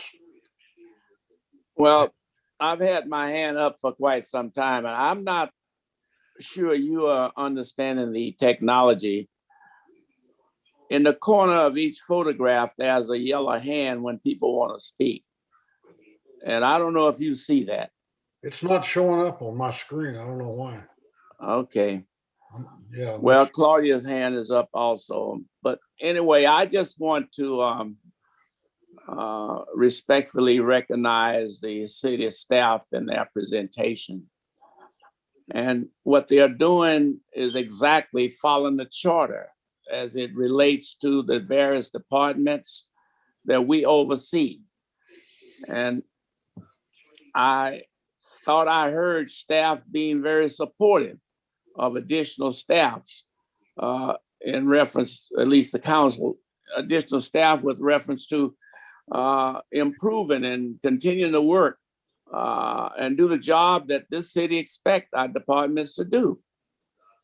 Yet you guys last night are ready to take money away and shove it all over the place. We only have so many dollars in the general fund. And while you talk about expending money for additional staff, which is justified, I think, I wonder where you think you're going to get all this money from.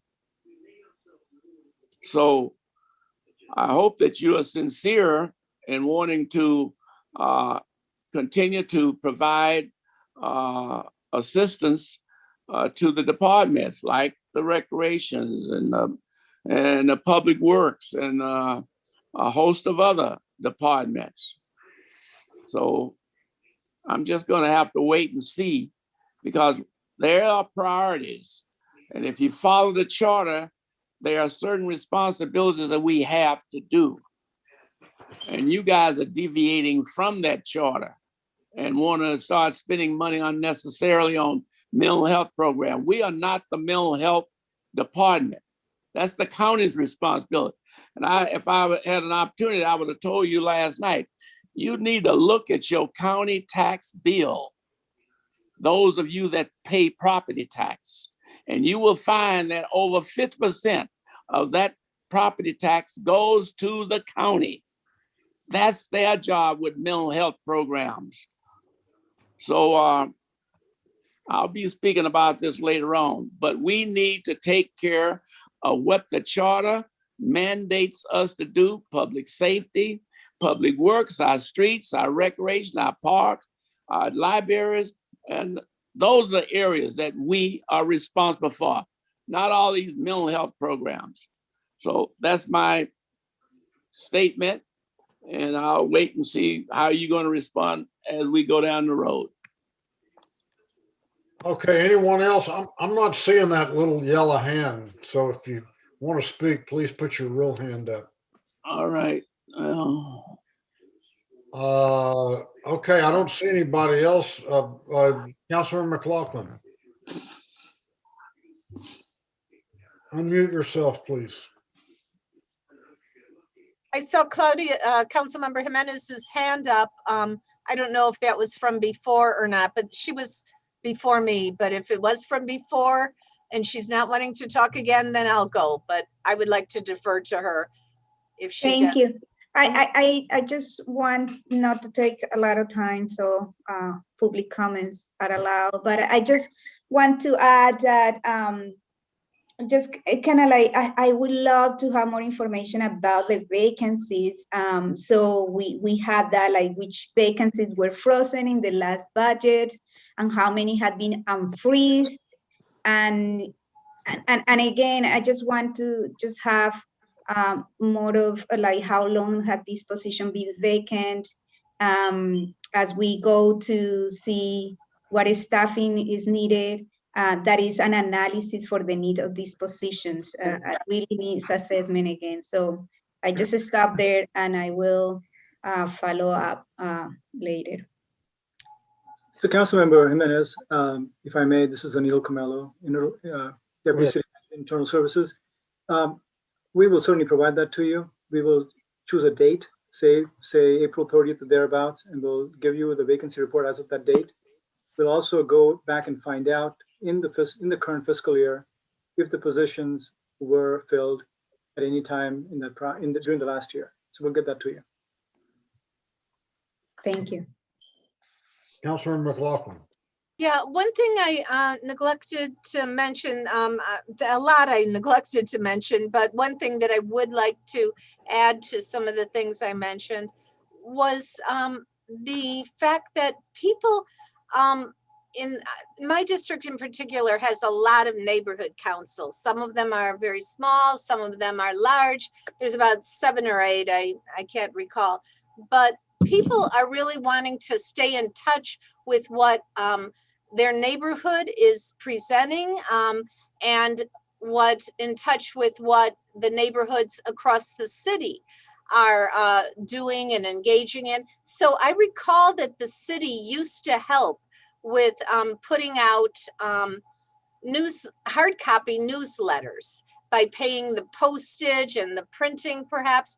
So my question is, does the city still help with publicizing, distributing through the mail neighborhood council newsletters? And is there an RNCC newsletter that, allows for information from neighborhoods throughout the city?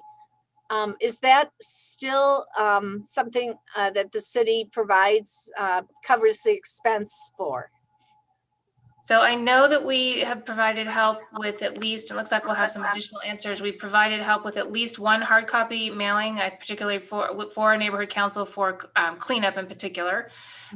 We also, RNCC, we do a lot of, we've helped with Zoom and other things to make sure that RNCC can continue to coordinate together and do their good work. Okay. So did you have something extra? Yes, I just wanted to offer that through the Recreation Department, they do manage and monitor the newsletters that do get printed in the copy center here at City Hall. And there is a wide distribution of different neighborhood groups that are having newsletters printed. And I can gather that information and those statistics. It would be great. What department did you say? Is it through IT or? IT does the print services, but Recreation coordinates with the neighborhood services and provides those outlets for them so that they can have their newsletters printed and mailed. And then sometimes, depending on what it is, some of the funding comes through the city manager's office. So it's definitely coordinated amongst a bunch of departments. Oh, wonderful, wonderful. That's great. A question to you, city manager, and it is kind of a follow-up on the vacancies and also the requests from departments for additional staff.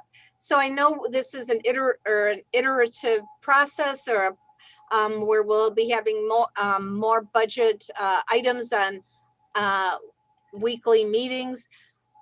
Where will we get a sense of, or will we, which requests are being supported by each department? Like how many more code enforcement officers are, is going to be, really put into the budget? I know that we can still make tweaks along the way, but we just heard what I guess their ideal situation would be from them, or what, or maybe their real needs So are. we'll be, when a balanced budget is being recommended, what we're going to do is highlight any additions in there. Keep in mind that given the costs that increase that we can't control, health benefits and things like that, it is not likely that we're going to be able to do a whole lot in additional.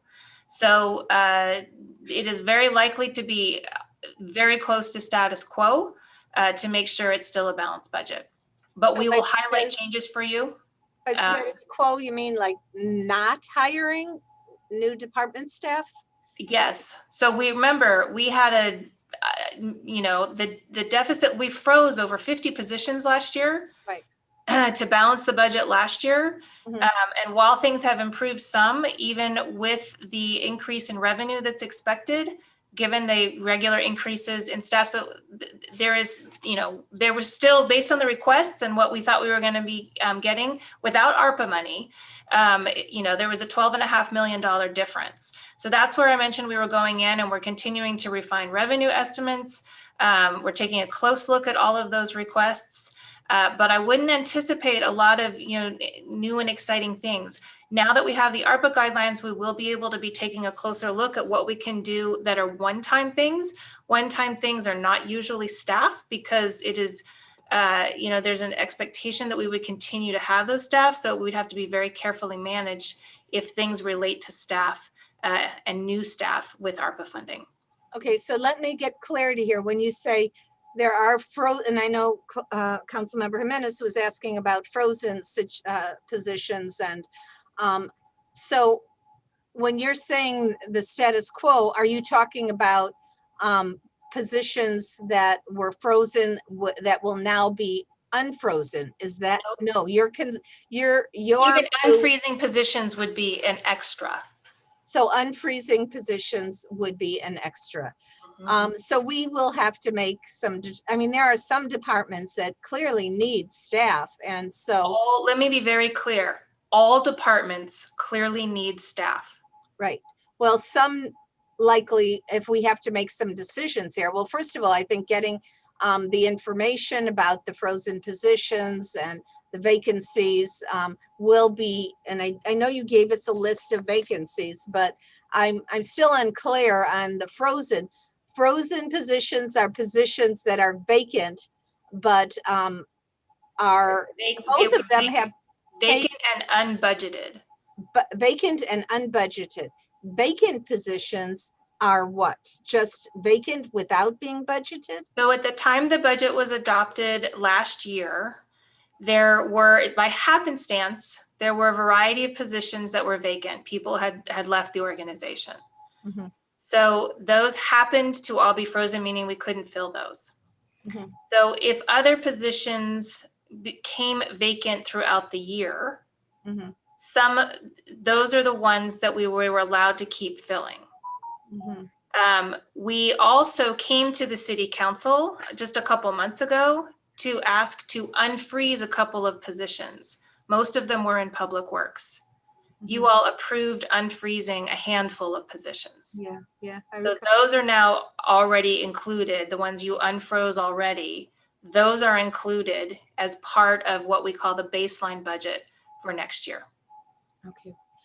All right. So I think I'll just wait and maybe ask a few more questions of you offline, city manager, so I could get a better understanding. There are, code enforcement, for example. I mean, there is a cry for more code enforcement officers.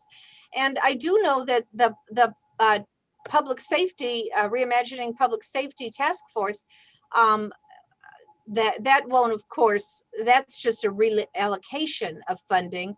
It's not going to cause any more budgetary deficits. There are concerns. I understand all of that. And hopefully you will be working with the task force, as will Chief French and various aspects of an implementation plan. But as money is shifted from the police department into different departments, some of that money, I'm assuming, I think as the recommendation of the Public Safety Task Force, will be available, like in ONS, I believe, for more staff. So some of the staff can be upgraded, or, staff levels can be upgraded through some of that transfer of funds. So that will be interesting to learn more about as well. Okay, anyone else, please raise your hand if you want to speak. Okay, Madam Clerk, do we have public speakers? Yes, we do. No. Jeswar, are you ready? Yeah, we have 3 public speakers. I have Mark Wasberg, Luis Chacon, and Lisa Cody. I'll go ahead and start with Mark Wasberg. You'll have 2 minutes to speak. You can go ahead and start. Yeah, you hear me? Yes. You think when Tom Butts leave office, you think there's going to be a 0 homicide rate? They've been talking like that in 2004 when all that started, when there was homicides everywhere. I didn't see Tom Butt anywhere over 20 years. Not one time did Tom Butt ever be out there rallying against the violence. You had a homicide just across the street from City Hall. I didn't see no BLM. I didn't see you people out there protesting, saving Black Lives Matter. Where was you people at, huh? You see how dumb this whole thing is? So far, Richmond has 200 homicides since 2004. All black on black killings. Not one white person was involved in killing anybody. They was all doing it to themselves.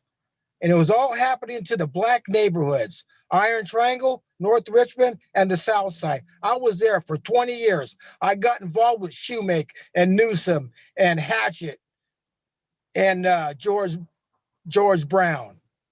I was there, 10 City Operation Richmond, the Black Crime Summit, the state of emergency. I didn't see Butt say not one damn word about nothing. Oh, I seen that on Operation Richmond, but that's the only time I seen that. And you guys supposed to be concerned about Black Lives Matter, about black people out there dying, getting shot and killed. Where's the protesting? But you only protest when a white cop kills a black man, even in self-defense. This is how stupid the whole thing is. We all know what's been going on in the country because a bunch of dumb criminals out there been getting caught breaking the law. So, but you ain't gonna do nothing. You're just milking it till you get out of office. And I'm gonna tell you, it'd be a cold day in hell before Richmond has any zero homicides. It's never gonna happen. I yield my time. The next speaker is Luis Chacon. Luis, you'll have 2 minutes to speak. You can go ahead and start. Thank you. Good evening, council and city staff. I just want to thank everybody for their hard work in general and specifically around the budget. I think it was less than 24 hours that we were all on the same Zoom. So just really want to acknowledge and appreciate all of the work that y'all put in. I really wanted to also acknowledge the widespread community support and advocacy last night, all for the consideration of the recommendations approved by the Reimagining Public Safety Community Task Force. The community has spoken in that it looks forward to the recommendations being implemented into the city budget. Money is not being shoved all over the place, as one council member noted. I only wish all council members had been present yesterday so they could be better informed around the issues, but hopefully they'll review the videos and documentation from last night. And I'm sure the task force is always willing to meet and conversate with all council members. The reallocation of funds that's being recommended is set to go towards gun violence prevention and intervention, holistic unhoused resident support, youth jobs, mental health support. And really, residents spoke up because there's a need or several needs not being met around public safety. Unfortunately, the lack of meeting those needs, the lack of services, lack of resources shows itself in community violence and harm. And specifically, as far as mental health, as it was raised by one council member, if mental health isn't considered a public safety issue, that's very worrisome. Lastly, I just want to uplift that all of these programs are going to create at least 40 full-time jobs in the community, at least 30 stipend positions, hundreds of youth jobs, all while working to address the root causes of harm. Thank you again for all of your work, and I'm looking forward to the recommendations into the budget process. Thank you. The next speaker is Lisa Cody. Lisa, you'll have 2 minutes to speak. You can go ahead and start.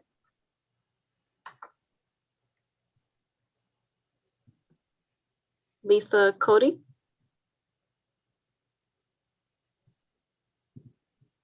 Yes, I'm sorry, I unmuted and for some reason it muted again. Yes, I'm calling because I find it very troubling that the city spent a good 2 to 3 hours this evening. As much as I respect and admire the staff for what they've done during COVID, what this period of time needed to be spent on was actually going through the requests in detail of the departments and the justifications and the assumptions and the actual budget process. The council a few weeks ago talked for hours about how they didn't have enough time to address budget issues. They didn't have enough time. They were trying to schedule extra sessions. They were trying to work on Saturdays, maybe Mondays. To me, this is why that's happening, is that you just spent 2 hours going through what is admirable work, but is probably could have been presented at another time when the dire sort of needs of focusing, laser focus on what's needed in the community, a needs assessment, and then the actual individual requests of all the positions within the departments that are being requested, whether they're to be unfrozen or whether they're to be added, why those requests are being made, how it's being justified, and then a prioritization of those requests. All that work is now what council is asking about after this 2 hour presentation, because none of it's been addressed. There's no leadership, there's no focus.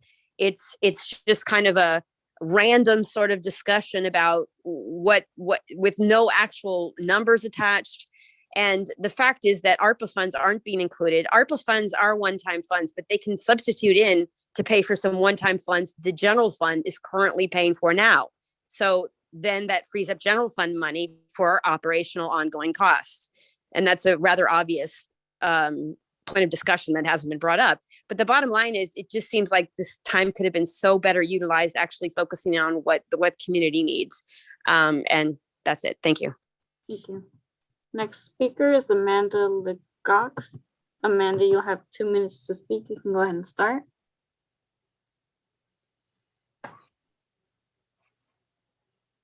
Amanda?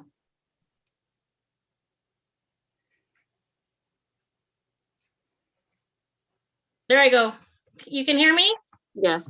Okay, good evening. My name is Amanda Aparicio Legault. I have over 21 years in law enforcement services, and in total, I have 29 years in the public sector. I understand that homelessness and mental health should be taken care of by professional staff who are trained in both areas. I'm also aware and agree for the need of youth services. I have tutored groups of at-risk preteen gang members for 3 years. Less police officers will not make the city safer, and taking 10 million from the police budget will only hurt the community more. On top of the sworn duties, there are services that the support staff conducts, and those services will be affected by these cuts. I know this too well since I am the one and only park and enforcement rep for the entire city. Rather than taking the money from the police department to fund these programs, the city should be identifying additional revenue and grant money instead. I suggest, as I have too many times before to the council and now the task force, come do a ride along with both sworn and non-sworn, so you all can have a transparent idea of what we at the PD actually do. On another note, please stop confusing the abandoned vehicles that code enforcement takes care of versus what parking takes care of. Parking takes care of all the abandoned vehicles from the public road. This last month, there were 250 abandoned vehicle complaints that were taken care of, where I, the only park and enforcement officer for the entire city, took care of 130 of them. Parking needs bodies. Thank you. Thank you. There are no more public speakers. Okay, I think we're done with that topic. That was an interesting discussion, and that leaves us one final one. Item G2. Would you read that, Madam Clerk? Yes, item G2 is to receive a presentation from the city manager on or designee regarding the city of Richmond's ongoing response to COVID-19 and provide feedback on the city's proposed plans to reopen City Hall. I put this on the agenda, and I'm kind of hoping it's not a long discussion, but I put it on the agenda because I was hearing various things from various staff about the plan for reopening City Hall, and I asked a few questions, and it turns out that there's a plan being talked about, but it's more of a work in progress than an actual plan. And then the one thing that I asked about that I found very troubling is I just made a remark. I said, okay, when we open City Hall, are we going to require that all employees be vaccinated? And the answer was no. We're going to encourage them to, but we're not going to require it. And I found that very troubling. I know those of you who follow the public health debate on COVID-19 will find that the biggest single problem this nation faces, and California faces, and probably Richmond faces, is getting enough people vaccinated to get to that herd immunity point where the virus really almost becomes wiped out. And of course, we did it with polio, we did it with smallpox, and we've done it with other things. Now, for some reason, COVID-19 has become political. And instead of requiring people to get vaccinated like they used to do with polio and smallpox, it's kind of like, well, it's kind of your choice. You can do it or not do it. And what we know is that if we don't do it, everybody suffers. And I know that UC Berkeley and Stanford are requiring all faculty and students to be vaccinated, and some other agencies are doing it. On the other hand, a lot of private businesses are not doing it because they're scared that if they make people get vaccinated, they'll lose employees. Employees would rather leave than get vaccinated.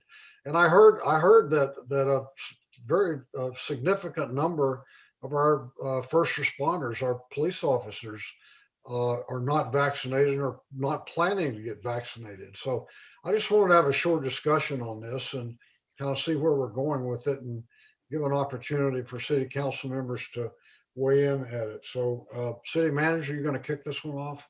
Yeah, thanks. So as part of the Emergency Operations Center that I mentioned that we actually officially activated the 15th of March last year, we actually have had various task forces, and one of them has been around employee safety and has been making sure that all along we've been able to bring the folks who need to be in at work, have them be safe while they are at work, and manage all of the other impacts along with that. That same group now has been looking for quite a while and trying to track CDC guidelines, state mandates, and local county mandates about what a reopening process actually looks like. You heard a lot this evening about all of the services that are reopening and that we're being able to provide again, library services, pools, that kind of thing. And this team of folks who've been looking at this will have a little bit of additional information tonight for folks because plans do remain fluid. With that, I'll ask our HR Director, Anil, to start, and I think a couple other folks might join him. Thank you, City Manager. KCRT, would you please play the PowerPoint? And while they're getting that on, I'll be assisted by our Risk Manager, Laura Marquez, as well as our Emergency Manager, Genevieve Pastor-Cohen. We also will have an attorney from Leeward County Whitmore online, willing to and able to provide us assistance. Next, please. So here's what we want to talk to you about real briefly. Our agenda wants to, we'll discuss our safety plan that we implemented, provide how we went through provision of services for community, and our plans of for reopening, as well as a touch upon the mayor's concerns about vaccine and policies around that. Next, please. Well, let me just transition here to Genevieve to take over. Good evening, Mayor and City Council. I'm glad to be here.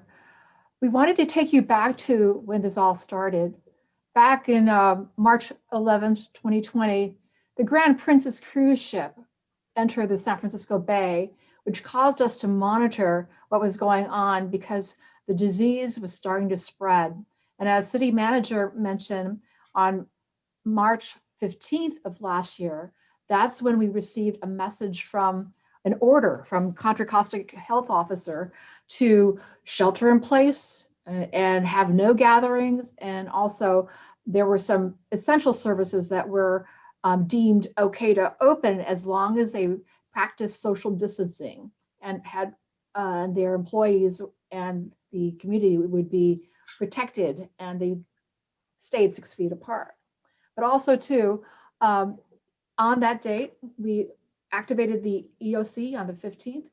And at the same time, the US government deemed that government services were critical infrastructure. They were needed to continue the operation of cities and whatnot, local government, which meant that government employees were deemed essential government employees. So with that, within the EOC, the Emergency Operations Center, we established some standing objectives, which included updating and posting availability of essential services, because that's one of the things that we needed to find out here within the city to see which public services we could provide safely within the protocols. In addition, what we did was we implemented precautionary measures, such as disinfecting surfaces, disinfecting areas where people may have been exposed to COVID, providing personal protective equipment, as well as putting up barriers to protect our employees. And another standing objective was providing regular updates to the public and employees. And we did this through our PIO, our Public Information Task Force, who I will introduce later. And then also, one of the big things was being able to keep documentation of all the activities we had performed so that we could go for reimbursement of costs that were incurred. Also, too, above and beyond, what was really important is the safety of our employees in the community. So we looked at that. We established some telecommuting policies so that people who could work from home could do that. Then also we had created a COVID-19 safe workplace planning protocols. And also too, what we really needed to do was to determine which city services could be safely accessed by the community and how to provide the service while implementing the Contra Costa Health Order. Next page, please. The list of people that you see here are part of the task force that were able to move us forward. The Public Information Task Force, as we know, communication and information is really key to making the right decisions. The people on the left, they worked really hard. Right now they meet every week to make sure that the right information is out there so that our employees and the community will know what's going on and what they need to do so that they could do business with us. There's a website, we've kept that up. And also the reopening task force, you could see all the members from different departments who were involved in this and continue to work so that we can open when it's appropriate. Next slide, please. On this slide, what we wanted to do is take the opportunity to remind all our staff, as well as inform the public, that we have a comprehensive site safety plan in effect. This plan uses regulations and health guidance from various sources, including the CDC, California Department of Public Health, Contra Costa County, and Cal OSHA to minimize the likelihood of transmission. The plan has served as a basis for the safe operation of all in-person activity since June of 2020, and it continues to be updated as needed. Next slide, please. Here, basically, safety measures included in the plan are requirements for social distancing and mandatory face coverings. These components are not being eased up on at this time. Though the CDC has released guidelines for fully vaccinated individuals that allow for some gathering without mask wearing, these guidelines are not for public or workplace settings. We continue to need to comply with the California Mask Order and Cal OSHA standards for workplace settings, and will continue to enforce these protocols. Other important measures include reminders of good hygiene, requiring people with COVID symptoms or illness to stay home, regularly disinfecting the workplace, and encouraging staff and community members to get their COVID-19 vaccine. Next slide, please. This slide is meant to provide a brief recap of how services have evolved during COVID. During the initial shelter in place, essential operations continued on site, whereas most non-essential services were handled remotely. Staff in different departments have done an excellent job of adapting service to remote options. Throughout the pandemic, city services and programs have expanded and contracted based on the health orders related to the current risk tier. For example, in recreation, Zumba has been offered both remotely and in person outdoors, depending on what tier level we are at. Staff have combined on-site work with remote work to limit the overall number of people in the building, particularly when COVID levels were very high. Right now, we are now preparing for the new normal, where City Hall access will be restored. And we want to emphasize that the safety plan is still in effect. Remote technology is still being used, and in-person programs are beginning to resume. And the next slide, Laura Marquez will cover. Good evening, Mayor and Council. So our current reopening status, our reopening committee meets, we were meeting weekly. We've been meeting over the last few months and really looking at the tiers at the time when that's what the state was going by. You know, our main focus was to make sure that, you know, we provide safety for both our employees and citizens. So as you heard earlier today, our community services department, they are opening in a lot of different areas. The library opened April 26th, and then recreation has resumed some services, and they have camps reopening over the summer. Next slide, please. So our plan for City Hall is we are hoping to reopen on June 21st. Citizens are still going to be encouraged to make appointments. But when citizens do come up to the door, we're hoping that they will be able to walk in and get an appointment with staff. We do plan on having more staff on site so they can provide services. Next slide, please. At the lobby desk downstairs in City Hall, we plan to have that staffed with interns, volunteers, and then also city staff as needed. And again, that will help to guide citizens when they come in, you know, patrons when they need help. At the same time, we'll maintain safety protocols, making sure people are able to social distance. We will make phone calls upstairs. The person at the lobby will call upstairs to see, you know, can they take somebody upstairs for an appointment.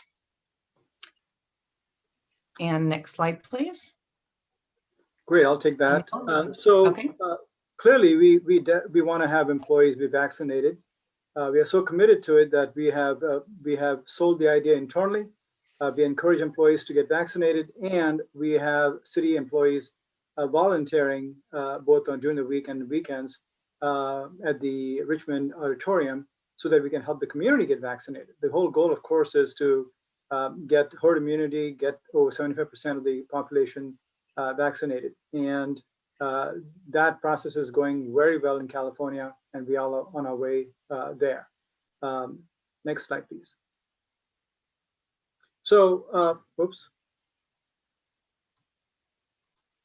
So, is there a mandate to vaccinate? And the answer is no.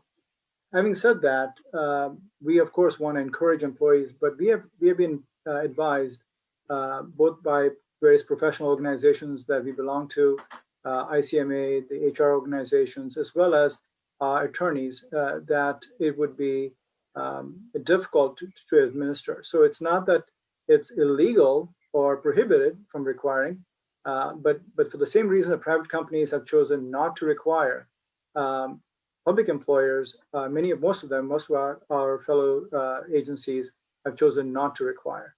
By the way, on a personal note, I teach at Cal State East Bay, and yes, it is required there. And the reason is it's a bubble in effect. Every student knows who's going to be in the class. Every professor knows who's going to be in the class. Unlike in our business, we have no idea who's going to walk through the door and seek services. And so there is a difference in the kind of structure within which we work. There are two basic reasons why an employee can choose not to get vaccinated or to indicate their prohibition or their exemption. One is the religious exemption, the other is medical related. And so in order for us to, as a practical matter, implement a requirement, we would have to go through lengthy processes to ensure that the employees are being treated fairly and all their due process rights are administered fairly. That, of course, will take a long period of time, and we at the same time are thinking about and looking forward to the end of the pandemic. Next, please. So one of the reasons that various employers, local, state, and federal, and private employers are choosing not to require vaccinations is because, well, here are some reasons. People can exempt themselves for a variety of reasons. For us, as a practical matter, we looked at the logistics of it. We looked at the time it would take. We looked at the safety policy alternatives, and at the end of the day, chose not to require employees to be vaccinated. Again, it's not it's a recommendation that that we have for the city manager, and wearing my hat as a risk manager as well as the HR director. With that, we'll be happy to answer any questions you may have. I have a question since I put this on the agenda. You know, I'm going to read you something that this is from Dr. Anthony Fauci 4 days ago, the nation's leading infectious disease doctor. Said Friday, there's no magic number for reaching herd immunity or easing restrictions. Instead, he pressed all Americans to get vaccinated. The threshold for herd immunity is a number that we don't know what that number is, Fauci said. But there's one thing we absolutely are certain of, that the more people that get vaccinated, the less and less infection you're going to have in the community. That's an incontrovertible fact, an absolutely slam dunk fact. And that's one of the reasons why we want to get as many people vaccinated as we possibly can. Now, the city can take a number of positions here. It can tell people they recommend that they be vaccinated, or it can mandate it. Now, I from what I've read, I agree with you that no matter what you do, people can legally exempt themselves for strongly held religious beliefs or medical conditions that could be affected by vaccinations. But that's probably a very small number of people. So, and at the Contra Costa Mayors Conference last week, I brought this up and I asked a number of mayors what they were doing in their city. And they were kind of all over the place, but there were several cities in Contra Costa County where they said they were requiring their staff to be vaccinated. So I can't make anybody do this, but I'm going to tell you, I feel very strongly that the city of Richmond should be part of the solution and not part of the problem. We should tell our employees, including our city council members who probably have already done it, but we should tell our employees that we're requiring that you be vaccinated. And if they want to get an exemption, they can take the route. Or if they want to do any number of things to try to avoid it, then there's certain things you can't control. But I just can't understand why we would tell people that we recommend they be vaccinated, but it's not mandated. And in spite of all those issues that your attorneys threw out there, we know the University of California has 40,000 students and 10,000 faculty members, is requiring everybody to be vaccinated, period. They're not hiring a bunch of lawyers to come up with all the reasons why it didn't make sense. They're just requiring it. So Stanford. And so my pitch is the city of Richmond ought to get in line. We ought to be part of the solution, not part of the problem. I would like to ask Anil, there are some legal liabilities. If a person who comes into a city office and contract the COVID-19 from an employee, I think that we're exposing ourselves legally to a liability. I know I can't imagine someone not filing a lawsuit, especially when they get contracted by a city employee. Other council members have questions, or Councilor Martinez? Well, could Neil respond to that? Okay, go ahead, Neil. Sure, there could be liability if the individual can prove that they contracted the virus from the city. But there's also all kinds of other liability. We would obviously, in the short run anyway, until this is done, continue to mandate safe practices. So just because we're not mandating the vaccination doesn't mean that we're not practice safe practices. So we will follow CDC guidelines. and we will continue to practice all safety protocols. I just want to mention a couple other things is that on the recommendation side, so on the city manager's website, on the city's website, on the city manager's weekly report, and in other ways, we are in our social media, we are constantly encouraging employees and non-employees or residents community to get vaccinated. So we also, as I said earlier, we are working with the community groups. We are volunteering at various sites, including the Richmond Auditorium. Our staff in fire has been volunteering at the mobile clinics. So we're doing a lot of stuff in the community to encourage folks to get vaccinated. So this is not about vaccination. It's only about whether it's mandate or not mandate. So I'll stop there. Councilor Martinez. Yes, I'm kind of confused by your, I'm sorry, about Mr. Camillo's argument about bubbles. You know, if I'm in a bubble of people, then I could see why I shouldn't need a vaccine. But if I'm not in a bubble and I'm exposed to a lot of different people, then I would need I think I would need a vaccine. And so you know, it seems like as city employees, we're in touch with a lot of people, and because of that, we should have vaccines. But my question is about protocol. I know that when we've had infections, you know, for instance, when we had infections in the yard, the yard was closed down because someone had showed up with the virus. So what's going to be the protocol if someone shows up at work with the virus? Well, we continue to practice. Well, nothing has changed in that regard.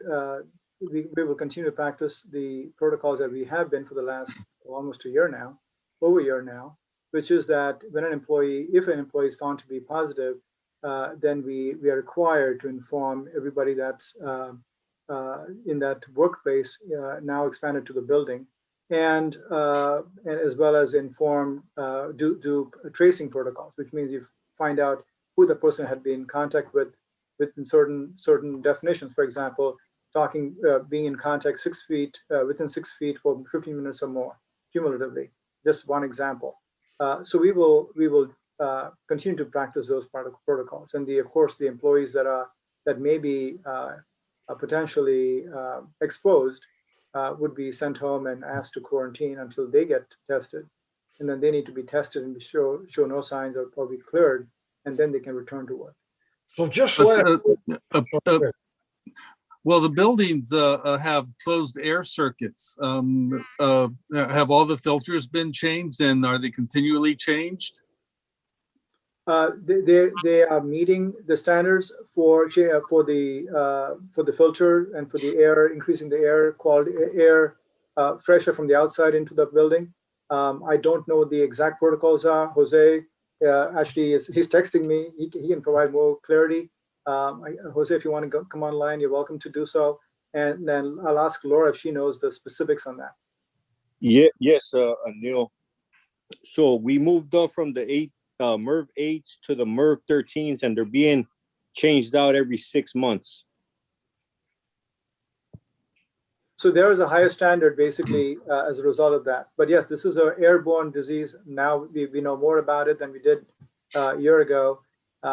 We will continue to practice all the required protocols, including surface cleanings, per guidelines, both state, county, and federal. So just last week, on 5/7, May 7th, I guess the rest of you got this. I got one of these notices from, who did it come from? It came from Laura and Teresa and Anil. Employee notice of possible COVID-19 exposure, location. And it goes on to say, to all employees who may have been present at the below work site on 5/7/21, work site address 440 Civic Center Plaza, Richmond. I mean, this has happened before. It's going to happen again. So I'm not going to say more about this, but if the University of California can do it and Stanford can do it, we can do it. And I just, I think you guys are showing very, very poor judgment to give everybody a pass and just tell them it's your choice whether you want to get vaccinated or not. So with all due respect, again, with all due respect, that is really inappropriate. Staff has worked very hard. It's inappropriate. I think you have poor judgment, period. That's my opinion. You want, you know, and I think it's inappropriate for you to say that's inappropriate, you know?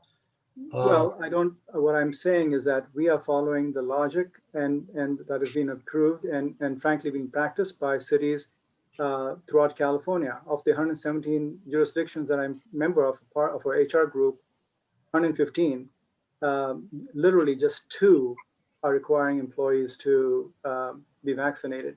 Well, are you saying what the University of California is doing is inappropriate? You know, I'm not going to argue with you. I'm just saying that I've given my best judgment as a risk manager for the city and the human resources director. I think it's very poor judgment. So I'm not going to say anything else. Anybody else want to speak on this? Doesn't look like it. We have any public speakers? My hand is up. Okay, go ahead, Vice Mayor. Whoa, this is way different than last night. Thank you, Anil, Director Camillo. And please correct me if I'm wrong. When you say that we're going to continue to follow all health and safety guidelines, are you referring to mask wearing and regular testing? Those are the protocols right now. So yes, we'll follow them. As they change, we will evolve it accordingly. Yes. So people not just going to be walking around coughing on each other and being exposed to all different types of airborne diseases is what you're telling me? No, sir, we won't be doing that. Oh, thank God. Well, it just happened on May 7th.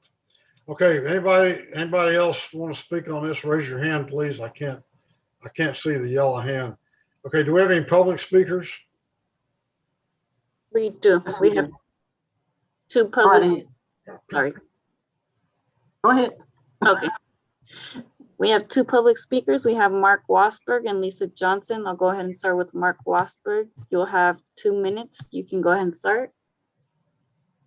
This is not like polio. This is the most deadly virus to mankind. I mean, you're sitting there arguing about this stuff. You're just going to have to deal with it. Either you get vaccine or you're not going to get vaccinated. Even though you get the shot, you're still going to get the virus. This thing is like out of a horror movie. It goes in your body, then it stays there for a while. Then when it gets ready to come out and kill, that's what it's going to do. And we all know for a fact that it came from China. These people were eating bats and unclean animals. We all know that. Scientists even proved it. This is not a plague. This is a biblical plague.